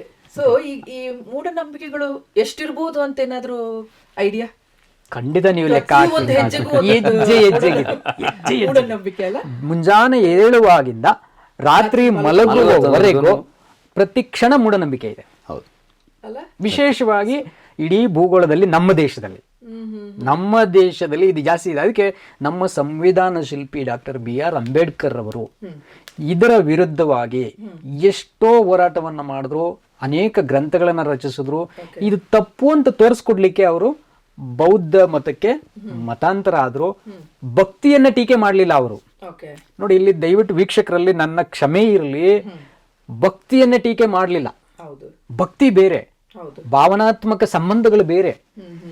ಆದ್ರೆ ಅರ್ಥಹೀನವಾದ ಆಚರಣೆಗಳನ್ನ ಮಾತ್ರ ಅವರು ಟೀಕಿಸಿದ್ರು ಅಥವಾ ಪ್ರಶ್ನಿಸಿದ್ರು, ಟೀಕೆ ಮಾಡ್ಲಿಲ್ಲ ಅಂಬೇಡ್ಕರ್ ಅವರು. ಈಗ ಅಂಬೇಡ್ಕರ್ ಅವರೇ ಮೊದಲ ಅಂತಂದ್ರೆ ಇಲ್ಲ, ಅವ್ರಿಗಿಂತ ದೊಡ್ಡ ಕ್ರಾಂತಿಕಾರಿಗಳಿದ್ದಾರೆ. ಉದಾಹರಣೆಗೆ ನಾವು ನಮ್ಮ ಬಸವಣ್ಣನವ್ರನ್ನ ತಗೊಂಡ್ರೆ, ವಚನ ಸಾಹಿತ್ಯದಲ್ಲಿ ಇಡೀ ದಕ್ಷಿಣ ಭಾರತದಲ್ಲೇ ಒಂದು ಬೆಳಕಿನ ಏನ್ ಹೇಳ್ಬೋದು ಅಂತಂದ್ರೆ ಕ್ರಾಂತಿಯನ್ನ ಎಬ್ಬಿಸಿದಂಥವ್ರು. ಅವರುಗಳ ಕ್ರಾಂತಿ ಒಂದು ಕಾಲದ ತನಕ ಇದ್ದ ನಂತರ ಆಮೇಲೆ ಆ ಸಮುದಾಯ ಕೂಡ ಇವತ್ತು ಮೂಢನಂಬಿಕೆಗಳ ಒಳಗಾಗಿದೆ. ಯಾವ ಬಸವಣ್ಣನವರು ಒಂದು ಬೆಳಕನ್ನು ನೀಡಿ ಒಂದು ಗುಂಪನ್ನ ಇಲ್ಲ ಮೂಢನಂಬಿಕೆಗಳೆಂಬ ಅಂಧಕಾರದಿಂದ ಹೊರಗಡೆ ಬನ್ರಿ ಅಂತ ಕರ್ಕೊಂಡು ಬಂದ್ರು, ಆ ಇಡೀ ಸಮುದಾಯದಲ್ಲಿ ಪ್ರತಿಶತ 80% ಪುನಃ ವಾಪಸ್ ಹೋಗಿದ್ದಾರೆ ಇವತ್ತು. ಯಾಕೆ? ಮೆಜಾರಿಟಿ ಇರುವಂಥದ್ದು ಮೂಢನಂಬಿಕೆಯ ಸಮಾಜ. ಹಾಗಾಗಿ ಒಂದು ಸಣ್ಣ ಕೋಮಿನ ಜನ ಬೆಳಕನ್ನ ತೋರೋಣ ಅಂತಂದು ಬಿಟ್ರೆ ಅದಕ್ಕೆ ಯಾರು ಕಿವಿ ಕೊಡ್ತಾ ಇರಲಿಲ್ಲ ಆ ಕಾಲಗಳಲ್ಲಿ. ಯಾಕೆ? ಆ ಕಾಲಗಳಲ್ಲಿ ಶಾಲೆಗಳಿಲ್ಲ, ಈ ಸಮಾಜದಲ್ಲಿ ಒಂದು ಊರಿಗೂ ಇನ್ನೊಂದು ಊರಿಗೂ ಸಂಪರ್ಕಗಳಿರ್ಲಿಲ್ಲ. ಒಬ್ಬ ಮನುಷ್ಯ, ಈಗ ನಾವು 100 ವರ್ಷ ಹಿಂದೆ ಹೋಗ್ಬಿಟ್ರೆ ಒಬ್ಬ ಮನುಷ್ಯನ ಜೀವನದಲ್ಲಿ 10 ಕಿಲೋಮೀಟರ್ ಹೋಗದೇನೆ ಸತ್ತೋಗಿರೋಂಥವ್ರು ಇದ್ದಾರೆ. 10 ಕಿಲೋಮೀಟರ್ಸ್ ಟ್ರಾವೆಲ್ ಮಾಡಿದೆ ಅಷ್ಟೇ ಅವ್ರದ್ದು. ಸೊ ಆಗ ವಿವೇಕಾನಂದರು ಹೇಳೋ ಪ್ರಕಾರ ಬಾವಿಯೊಳಗಿನ ಕಪ್ಪೆ, ಕೂಪಸ್ಥ ಮಂಡೂಕ ಅಂತ ಹೇಳ್ತೀವಿ. ಅಂದ್ರೆ ಅದೇ ನಮ್ದು ಪ್ರಪಂಚ ಅಷ್ಟೇ. ನಮಗೇನು ಬೇರೆ ಜ್ಞಾನ ಇಲ್ವೇ ಇಲ್ಲ. ಅಲ್ಲೇನೋ ಇದೆ ಅಂದ್ರೆ ಇಲ್ಲ, ಅದು ಸುಳ್ಳು. ಕರೆಕ್ಟ್, ಹೌದು. ಇದನ್ನ ನಾವು ಇವಾಗ ಈಗಿನ ಸಮಾಜದಲ್ಲಿ ಕೂಡ ನಾವು ನೋಡ್ತಾ ಇದೀವಿ. ಬಹಳ ಜನರು ಏನು ಅಂತಂದ್ರೆ ಅದರಿಂದ ಹೊರಗೆ ಬರ್ಲಿಕ್ಕೆ ಅವರಿಗೆ ಆಸಕ್ತಿ ಇಲ್ಲ ಅಲ್ವಾ? ಆಸಕ್ತಿ ಇಲ್ಲ. ಸೊ ಹಾಗಾಗಿ ಈ ನಂಬಿಕೆಗಳೇ ಅಂದ್ರೆ ಇನ್ನೊಂದು ನಾನು ಕ್ಷಮಿಸಿ ಇನ್ನೊಂದು ಹೆದರಿಕೆ ಕೂಡ ಏನಿದೆ ನಮ್ಮ ಸಮಾಜದಲ್ಲಿ, ಅತಿ ಘೋರವಾದ ಹೆದರಿಕೆ ಅಂದ್ರೆ, ನೀನೇನಾದ್ರೂ ಈ ನಂಬಿಕೆಗಳ ವಿರುದ್ಧ ಹೋದ್ರೆ ನಿನಗೆ ಜಮೀನ್ ಕೊಡಲ್ಲ, ಮನೆ ಕೊಡಲ್ಲ, ಬ್ಯಾಂಕ್ ಬ್ಯಾಲೆನ್ಸ್ ನಿನ್ನ ಹೆಸರಿಗೆ ಬರೆಯಲ್ಲ, ನಮ್ಮ ಸಮಾಜದಿಂದ ಹೊರಗಡೆ ಹಾಕ್ತೀವಿ, ನಮ್ಮ ಜಾತಿಯಿಂದ ಬಹಿಷ್ಕರಿಸ್ತೀವಿ ಅನ್ನುವಂಥ ಟೆರರಿಸಮ್ ಇದೆ. ನಾನು ಈ ಪದ ಬಳಸಕ್ಕೆ ಇಷ್ಟಪಡ್ತೀನಿ. ಇಮೋಷನಲ್ ಟೆರರಿಸಮ್ ಇದೆ ಇಲ್ಲಿ. ಭಯೋತ್ಪಾದನೆ. ಏನ್ ಭಯೋತ್ಪಾದನೆ ಅಂದ್ರೆ, ಅವನನ್ನ ಮಾನಸಿಕವಾಗಿ ಭಯೋತ್ಪಾದನೆಗೆ ಒಳಪಡಿಸಿ, ನೀನು ಹೋದ್ರೆ ಆಸ್ತಿ ಸಿಗಲ್ಲ, ನೀನು ಹೋದ್ರೆ ಮನೆ ಸಿಗಲ್ಲ, ನೀನು ಹೋದ್ರೆ ನಾವಿಟ್ಟಿರೋ ಚಿನ್ನ ಬೆಳ್ಳಿ ನೀನು ಕೊಡಲ್ಲ. Emotional black mail. ಎಮೋಷನಲ್. ಅವನೇನ್ ಮಾಡ್ಬಿಡ್ತಾನೆ ಪಾಪ, ಅಯ್ಯೋ ಆಸ್ತಿ ಬೇಕು, ಸಮಾಜ ಬೇಕು, ನನ್ನ ಕುಟುಂಬಸ್ಥರು ಬೇಕು, ನನ್ನ ಕುಲ ಬೇಕು, ನನ್ನ ಮತ ಬೇಕು, ಅವನು ಬಂದಿ ಆಗ್ಬಿಡ್ತಾನೆ. ಸೊ ಈ ಇಮೋಷನಲಿ ಅವನ್ನ ಬ್ಲಾಕ್ ಮೇಲ್ ಮಾಡಿ ಅವನ ಇಂಟೆಲಿಜೆನ್ಸ್ ಅನ್ನ ಟೋಟಲಿ ಎರೇಸ್ ಮಾಡ್ಬಿಡ್ತಾರೆ. Is becoming handicap. ಇದು ಬಹಳ ಮುಖ್ಯ. ಯಾಕಂದ್ರೆ ಜನರಿಗೆ ಇದು ಗೊತ್ತಿದೆಯೋ ಗೊತ್ತಿಲ್ಲ, ತುಂಬಾ ಜನ ಇದಿಲ್ಲ. ಸೊ ಹಾಗಾಗಿ ಯಾಕೆಂದ್ರೆ ನಾವು ಮೂಢನಂಬಿಕೆ ಅಂತ ನಾವು ಬಹಳ ಕೇಳಿದೀವಿ, ಆದ್ರೆ ಅದನ್ನ ನೋಡಿ ಅಥವಾ ನಮಗದು ಆಗಿದೆ ಅನ್ನೋ ಆ ಎಕ್ಸ್ಪೀರಿಯನ್ಸ್ ಇಲ್ಲ, ಖಂಡಿತ ಇಲ್ಲ. ನಾವು ಕೇಳಿದ್ದುಂಟು ಮತ್ತೆ ನೋಡಿದೀವಿ. ಅಂದ್ರೆ ಈಗ ನಾನೇ ಒಂದು ಉದಾಹರಣೆ, ಈಗ ಸುಮಾರು ಜನ ಹೇಳ್ತಾ ಇರ್ತಾರೆ ಯಾವಾಗ್ಲೂ, ಬೆಕ್ಕು, ಸಾಧಾರಣ ಅದು ಎಕ್ಸಾಂಪಲ್, ಬೆಕ್ಕಟ್ಟ ಹೋಯ್ತು ಅಂದ್ರೆ ಅದಕ್ಕೆ ಏನಾಗತ್ತೆ, ಅದನ್ನ ದಾಟ್ಕೊಂಡು ಹೋದ್ರೆ ಏನಾಗುತ್ತೆ? ಇಲ್ಲಿವರೆಗೂ ನಾನ್ ಚೆನ್ನಾಗೇ ಇದೀನಿ, ನನಗೇನು ಆಗಿಲ್ಲ. ಅದರಲ್ಲಿ ಕರಿ ಬೆಗಿದ್ ಬಿಟ್ರಂತೂ ಇನ್ನೂ ಕಷ್ಟ, ಬ್ಲಾಕ್ ಕ್ಯಾಟ್ ಅಲ್ವಾ? ಆಮೇಲೆ ಇನ್ನೊಂದು ಈ ಒಣಮೆಣಸಿನಕಾಯಿ, ಆಮೇಲೆ ಈರುಳ್ಳಿ ಕಟ್ತಾರೆ, ನಿಂಬೆಹಣ್ಣು ಕಟ್ತಾರೆ. ಇದು ಶುಕ್ರವಾರದಲ್ಲಿ ಪೂಜೆ ಮಾಡಿ ಅದನ್ನ ಹೊರಗೆ ಹಾಕ್ತಾರಲ್ವ, ದಾರಿ ಮಧ್ಯದಲ್ಲಿ ಹಾಕ್ತಾರಲ್ವ. ಸೊ ಅವಾಗ ನನಗೆ ಯಾರೋ ಒಂದು ಹೇಳಿದ್ದು ನನಗೆ ನೆನಪಿದೆ, ಅದನ್ನ ತುಳಿದ್ರೆ ಏನೋ ಅಪಾಯ ಇದೆ, ಶಕ್ತಿ ನಮ್ಮ ಮೇಲೆ ಬಂದ್ಬಿಡುತ್ತೆ ಅನ್ನೋದೊಂದು ಭಯ. ಸೊ ಅದನ್ನ ನೋಡ್ದಾಗೆಲ್ಲ ನನ್ಗೊಂದೊಂದ್ಸರಿ ಭಯ ಆಗತ್ತೆ, ಇದೇನಪ್ಪ ಇದನ್ನ ದಾರಿಯಲ್ಲಿ ಹಾಕ್ಬಿಟ್ಟಿದಾರಲ್ಲ ಅಂತ ಹೇಳಿ. ಸೊ ಅವಾಗ ನಮ್ಮ ಯಜಮಾನ್ರು ಏನ್ ಹೇಳ್ತಾರೆ, ಅದನ್ನ ತುಳ್ಕೊಂಡೇ ಹೋಗ್ಬೇಕು, ಏನಾಗತ್ತೆ. ಸೊ ಆ ಒಂದು ಭಯದಿಂದನೇ ನಮಗೆ ಅರ್ಧ ಇದಾಗ್ತದೆ, ಒಂದು ಅನಾನುಕೂಲತೆಗಳು ಆಮೇಲೆ ಸೈಕಲಾಜಿಕಲಿ ಅದು ಇಂಪ್ಯಾಕ್ಟ್ ಆಗುತ್ತೆ ನಮ್ಗೆ. ನಿಜವಾಗ್ಲೂ ಅದು ನಾವು ನೋಡಿದ ತಕ್ಷಣನೇ ಅದು ಸಾಧಾರಣವಾಗಿ ಅವ್ರು ಅದನ್ನ ಹೊರಗೆ ಹಾಕಿರ್ತಾರೆ ಅಷ್ಟೇ ಹೊರತು ಅದನ್ನ ಅವ್ರಿಗೂ ಈ ಸಾಕ್ಷರತೆ ಕೊರತೆ. ಅವ್ರಿಗೆ ಏನಿದೆ ನೋಡಿ, ಅವರಿಗೆ ಕೆಲಸ ಮಾಡಿಕೊಂಡು ತಿನ್ಲಿಕ್ಕೆ ಕಷ್ಟಪಟ್ಟು ದುಡಿಲಿಕ್ಕೆ ಅವ್ರು ಹೋಗಲ್ಲ. ಅವ್ರು ಏನ್ ಮಾಡ್ತಾರೆ ಅಂದ್ರೆ ಇಂಥದ್ದು ಯಾವುದೋ ಒಂದು ಸುಲಭವಾದ ಮಾರ್ಗ ಇಟ್ಕೊಂಡು ಅದಕ್ಕೆ ಈಗ ಗುಂಡಪ್ಪನವರು DVG ಅವರು ಎಂಥ ಕವಿಗಳಂದ್ರೆ ಅವರು ನಮ್ಮ ರಾಜ್ಯದಲ್ಲಿ ಅತ್ಯಂತ ಶ್ರೇಷ್ಠ ಕವಿಗಳಂತ ಹೇಳ್ಬೇಕು. ಅನೇಕ ಗ್ರಂಥಗಳನ್ನ ವಿಮರ್ಶಿಸಿ ಅವರು ಬರೆದಿರುವಂತಹ ಕಗ್ಗಗಳಂತ ಅದ್ರಲ್ಲಿ ಹೇಳ್ತಾರೆ ಅವರು, ನರರ ಬಯಕೆಗಳು ಇದು ಎರಡೇ ಕೋರ್ ಎಲಿಮೆಂಟ್ಸ್ ಏನಕ್ಕೆ ಈ ಸೂಪರ್ಸ್ಟಿಷಿಯಸ್ ಬಿಲೀಫ್ಸ್ಗೆ, ಏನು ಮೂಢನಂಬಿಕೆಗಳಿಗೆ. ಆ ಭಯ ಮತ್ತು ಬಯಕೆಗಳು ಇದನ್ನ ಇಟ್ಕೊಂಡ್ಬಿಟ್ಟು ಒಂದು ಸಮಾಜ ಏನ್ ಮಾಡ್ತದೆ, ಕೆಲಸ ಇಲ್ಲದೆ ಇರೋನು. ಈಗ ನೋಡ್ರಿ, ನಾವು ವಿಧಾನಸೌಧ ಅಥವಾ ಹೈಕೋರ್ಟ್ ಮುಂದೆನೆ ನೋಡ್ಬೋದು, ಅಲ್ಲಿ ಹೆಚ್ಚು ಜನರು ಪಾಪ ಏನ್ ಮಾಡ್ತಿರ್ತಾರೆ ಅಂದ್ರೆ ಒಬ್ಬರ ಗಿಳಿಯನ್ನ ಒಂದ್ ಇದ್ರಲ್ಲಿ ಇಟ್ಕೊಂಡ್ಬಿಟ್ಟಿರ್ತಾರೆ. ಬಂದು ನಮ್ಗೆ ಏನ್ ಕೇಳ್ತಾರೆ ಅಂದ್ರೆ, ಶಾಸ್ತ್ರ ನಿಮ್ಮ ಮುಖ ನೋಡಿದ್ರೆ ರಾಜನಾಗುವಂತ ಲಕ್ಷಣಗಳಿದೆ ಅಂದ್ಬಿಡ್ತಾರೆ. ಅವ್ರಿಗೆ ಆಸೆ ನೋಡಿ. ಅದಕ್ಕೆ ಗುಂಡಪ್ಪನವ್ರು ಏನ್ ಹೇಳ್ತಾರೆ, DVG ಅವರು, ಭಯ ನರರ ಬಯಕೆಗಳೇ ಸುರರ ತಾಯಿ ತಂದೆಗಳು. ಸೊ ಆಗ ಆ ಮನುಷ್ಯ ಅವನು, ಹೌದು ಸರ್, ಯಾವ ಬಿಡಿ ಸರ್ ನನ್ನ ಕಷ್ಟ, ನಿಮ್ಮ ಕಷ್ಟ ಹೋಗ್ಲಿಕ್ಕೆ ಕೇವಲ 5,000 ರೂಪಾಯಿನಲ್ಲಿ ನಾನು ಪರಿಹಾರ ಹುಡ್ಕೊಡ್ತೀನಿ ಅಂತಾನೆ. ಅವ್ನಿಗೆ 5,000 ಪಾಪ ಸಿಕ್ಕಿರಲ್ಲ ನೋಡಿ. ಆವಾಗ ಸರ್ ಇಲ್ಲ ಸರ್ 5,000 ಇದ್ರೆ ಯಾಕೆ ಸರ್ ಇಲ್ಲಿ ಬರ್ತೀನಿ ನೋಡಿ, ನಿಮ್ಗೆ ಎಷ್ಟು ಅದೃಷ್ಟ ಇದೆ ಅಂದ್ರೆ ನಿಮ್ಗೆ ಗೊತ್ತಿಲ್ಲ, ಕೈ ತೋರಿಸಿ ಇಲ್ಲಿ ಅಂತಾನೆ. ನೋಡ್ಬಿಡ್ತಾನೆ, ನೋಡಿ ನಿಮ್ಮ ಕೈ ನೋಡಿದ್ರೆ ನೀವು, ನಿಮ್ಗೆ ಅದೃಷ್ಟ ಹಿಂದೆನೆ ಇದೆ, ನಿಮ್ಗೆ ಗೊತ್ತಿಲ್ಲ. ಅದು ಒಂದು ಈ ಗಿಳಿಶಾಸ್ತ್ರದವರು ಇಂಥ ಆಧುನಿಕ ಯುಗದಲ್ಲಿ ನಾವು ಜೀವಿಸ್ತಾ ಇದ್ದೀವಿ. ಇಷ್ಟೊಂದು ವಿಜ್ಞಾನ ತಾಂತ್ರಿಕವಾಗಿ ನಾವು ಮುಂದುವರೆದಿದ್ದೀವಿ. ಚಂದ್ರನ ಮೇಲೆ ನಾವು ಹೋಗಿ ಹೆಜ್ಜೆ ಊರ್ತಾ ಇದ್ದೀವಿ. ಇಷ್ಟು ಸೈಂಟಿಫಿಕಲಿ ನಾವು ಮುಂದುವರೆದ್ರು ಕೂಡ ಆ ಗಿಳಿ ಒಂದು ಇಟ್ಕೊಂಡು ನೀವು ಜಿಡಿ ದೇಶವನ್ನೇ ನೀವು ಶೋಷಣೆಯಲ್ಲಿ ಇಡ್ತೀರಲ್ಲ. ಶೋಷಣೆ ಅನ್ನೋ ಶಬ್ದ ಶೋಷಿತ ವರ್ಗಕ್ಕೆ ಮಾತ್ರ ಅರ್ಥ ಆಗುತ್ತೆ. ಈಗ ಜಾತಿ ವಿಷಯವಾಗಿ ಬಂದಾಗ ನೀವು ಹೊರಗೆ ನಿಂತ್ಕೋ, ಯಾಕೆ ನಿಮ್ಗೆ ಗಿಣಿ ನಿಮ್ಗೆ ಹೇಳ್ತಾ ಇಲ್ವಾ? ಅವನಿಗೆ ನೋವಾಗ್ತದೆ ಮಾನಸಿಕವಾಗಿ, ಅವನ ಸ್ವಾಭಿಮಾನಕ್ಕೆ ಧಕ್ಕೆ ಉಂಟಾಗ್ತದೆ, ಅವನದೇ ಆದಂತ ರೈಟ್ಸ್ ನಾವು ಹಕ್ಕುಗಳನ್ನ ಕಸ್ಕೊಂಡಂಗೆ ಆಗ್ತದೆ. ಅವಾಗ ಇದು ನಿಮ್ ಗಿಳಿ ನಿಮ್ಗೆ ಹೇಳ್ತಾ ಇಲ್ವಾ? ಅದು ದೇವರಿಂದ ಪ್ರೇರೇಪಿಸಲ್ಪಟ್ಟು ಅಥವಾ ಭಕ್ತಿಯಿಂದ ನಿಮ್ಗೆ ಏನೋ ಮಾಡ್ತಾ ಇದೆ ಅಂದ್ರೆ ಯಾಕೆ ಅದು ನಿಮ್ಗೆ ಹೇಳ್ತಾ ಇಲ್ಲ? ಇದು ತಪ್ಪು ಮನುಷ್ಯ ನೀನ್ ಮಾಡ್ತಾ ಇರೋದು, ನೀವಿಬ್ರು ಮನುಷ್ಯರು ಕಣೋ, ಅಲ್ಲಿ ಏನು ಇಲ್ವೇ ಇಲ್ವಲ್ಲ, ಇಲ್ಲ ನೋಡ್ರಿ. ಸೊ ಇವನ ನಂಬಿಕೆಗಳ ತಪ್ಪಿಗೆ ಏನ್ ಕಾರಣ ಆಯ್ತಂದ್ರೆ ಈ ಭಯಗಳು ಮತ್ತು ಬಯಕೆಗಳು, ಸಾಕ್ಷರತೆಯ ಕೊರತೆ ಮತ್ತು ಜನರಿಗೆ ಇಮೋಷನಲ್ ಬ್ಲ್ಯಾಕ್ ಮೇಲ್ ಮಾಡಿರೋದೊಂದು ಕಡೆ. ಇದು ಎಲ್ಲದರ ನಡುವೆ ನಾವು ನಮ್ಮ ದೇಶಕ್ಕೆ ಏನ್ ಮಾಡ್ತಾ ಇದ್ದಾರೆ ಅಂತಂದ್ರೆ, ಒಂದು ಭಯ ಈ ನಡುವೆ ಜಾಸ್ತಿ ಆಗಿದೆ. ಒಂದು 20 ವರ್ಷಗಳಿಂದ ನಮ್ಮ ಮತಗಳಿಗೆ ಧರ್ಮಗಳಿಗೆ ವಿರುದ್ಧವಾಗಿ ಏನಾದರೂ ಮಾತಾಡ್ಬಿಟ್ರೆ ಸಮಾಜದಿಂದ ಬಹಿಷ್ಕರಿಸೋ ರೀತಿಯಲ್ಲಿ ಎಲ್ಲರೂ ಪ್ರತಿಬಿಂಬಿಸ್ತಾ ಇದ್ದಾರೆ.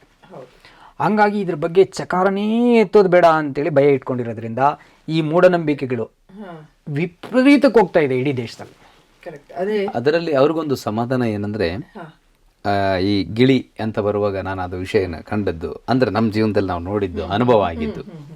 ಸಾಮಾನ್ಯವಾಗಿ ಜನರಿಗೆ 3 ಕಾರ್ಯಗಳಿಂದ ನೋವಾಗಿರುತ್ತೆ. 3 ಕಾರ್ಯಗಳು ಯಾವುದಂದ್ರೆ, ಈಗ ಸಾಮಾನ್ಯವಾಗಿ ಈಗ ಬ್ರದರ್ ಹೇಳಿದ್ರು ಕೈ ನೋಡುವಾಗ ಭವಿಷ್ಯ ಹೇಳ್ತಾರೆ, ಇದು ಮಾಡ್ತಾರೆ ಅಂತ.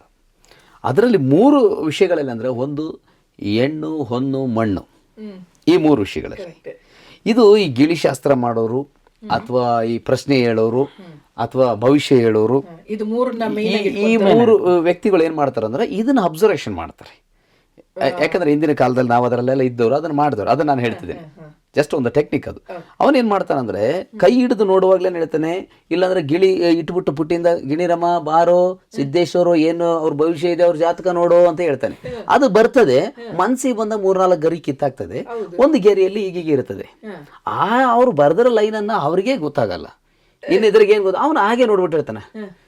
ನೋಡ್ತಾಯಿ ಒಂದು ಹೆಣ್ಣು ಹಾಕತೈತಿ, ಹೆಣ್ಣಾಗಿ ಒಂದು ಹಣ್ಣು ಹಾಕತೈತಿ, ಇವು 3 ಸೇರಿ ನಿನಗೊಂದು ಕಂಟಕ ಸೇರಿ ಬಂದೈತಿ, ಸ್ವಾಮಿ ಧರ್ಮಸ್ಥಳದ ಮಂಜುನಾಥ ದೈದಿಂದ ನಿನಗೊಂದು ಮಾಡಿ ಕೊಡ್ತೇನೆ, ಅದೆಲ್ಲ ಬಗ್ಗೆ ಹರಿದು ಬರ್ತದೆ.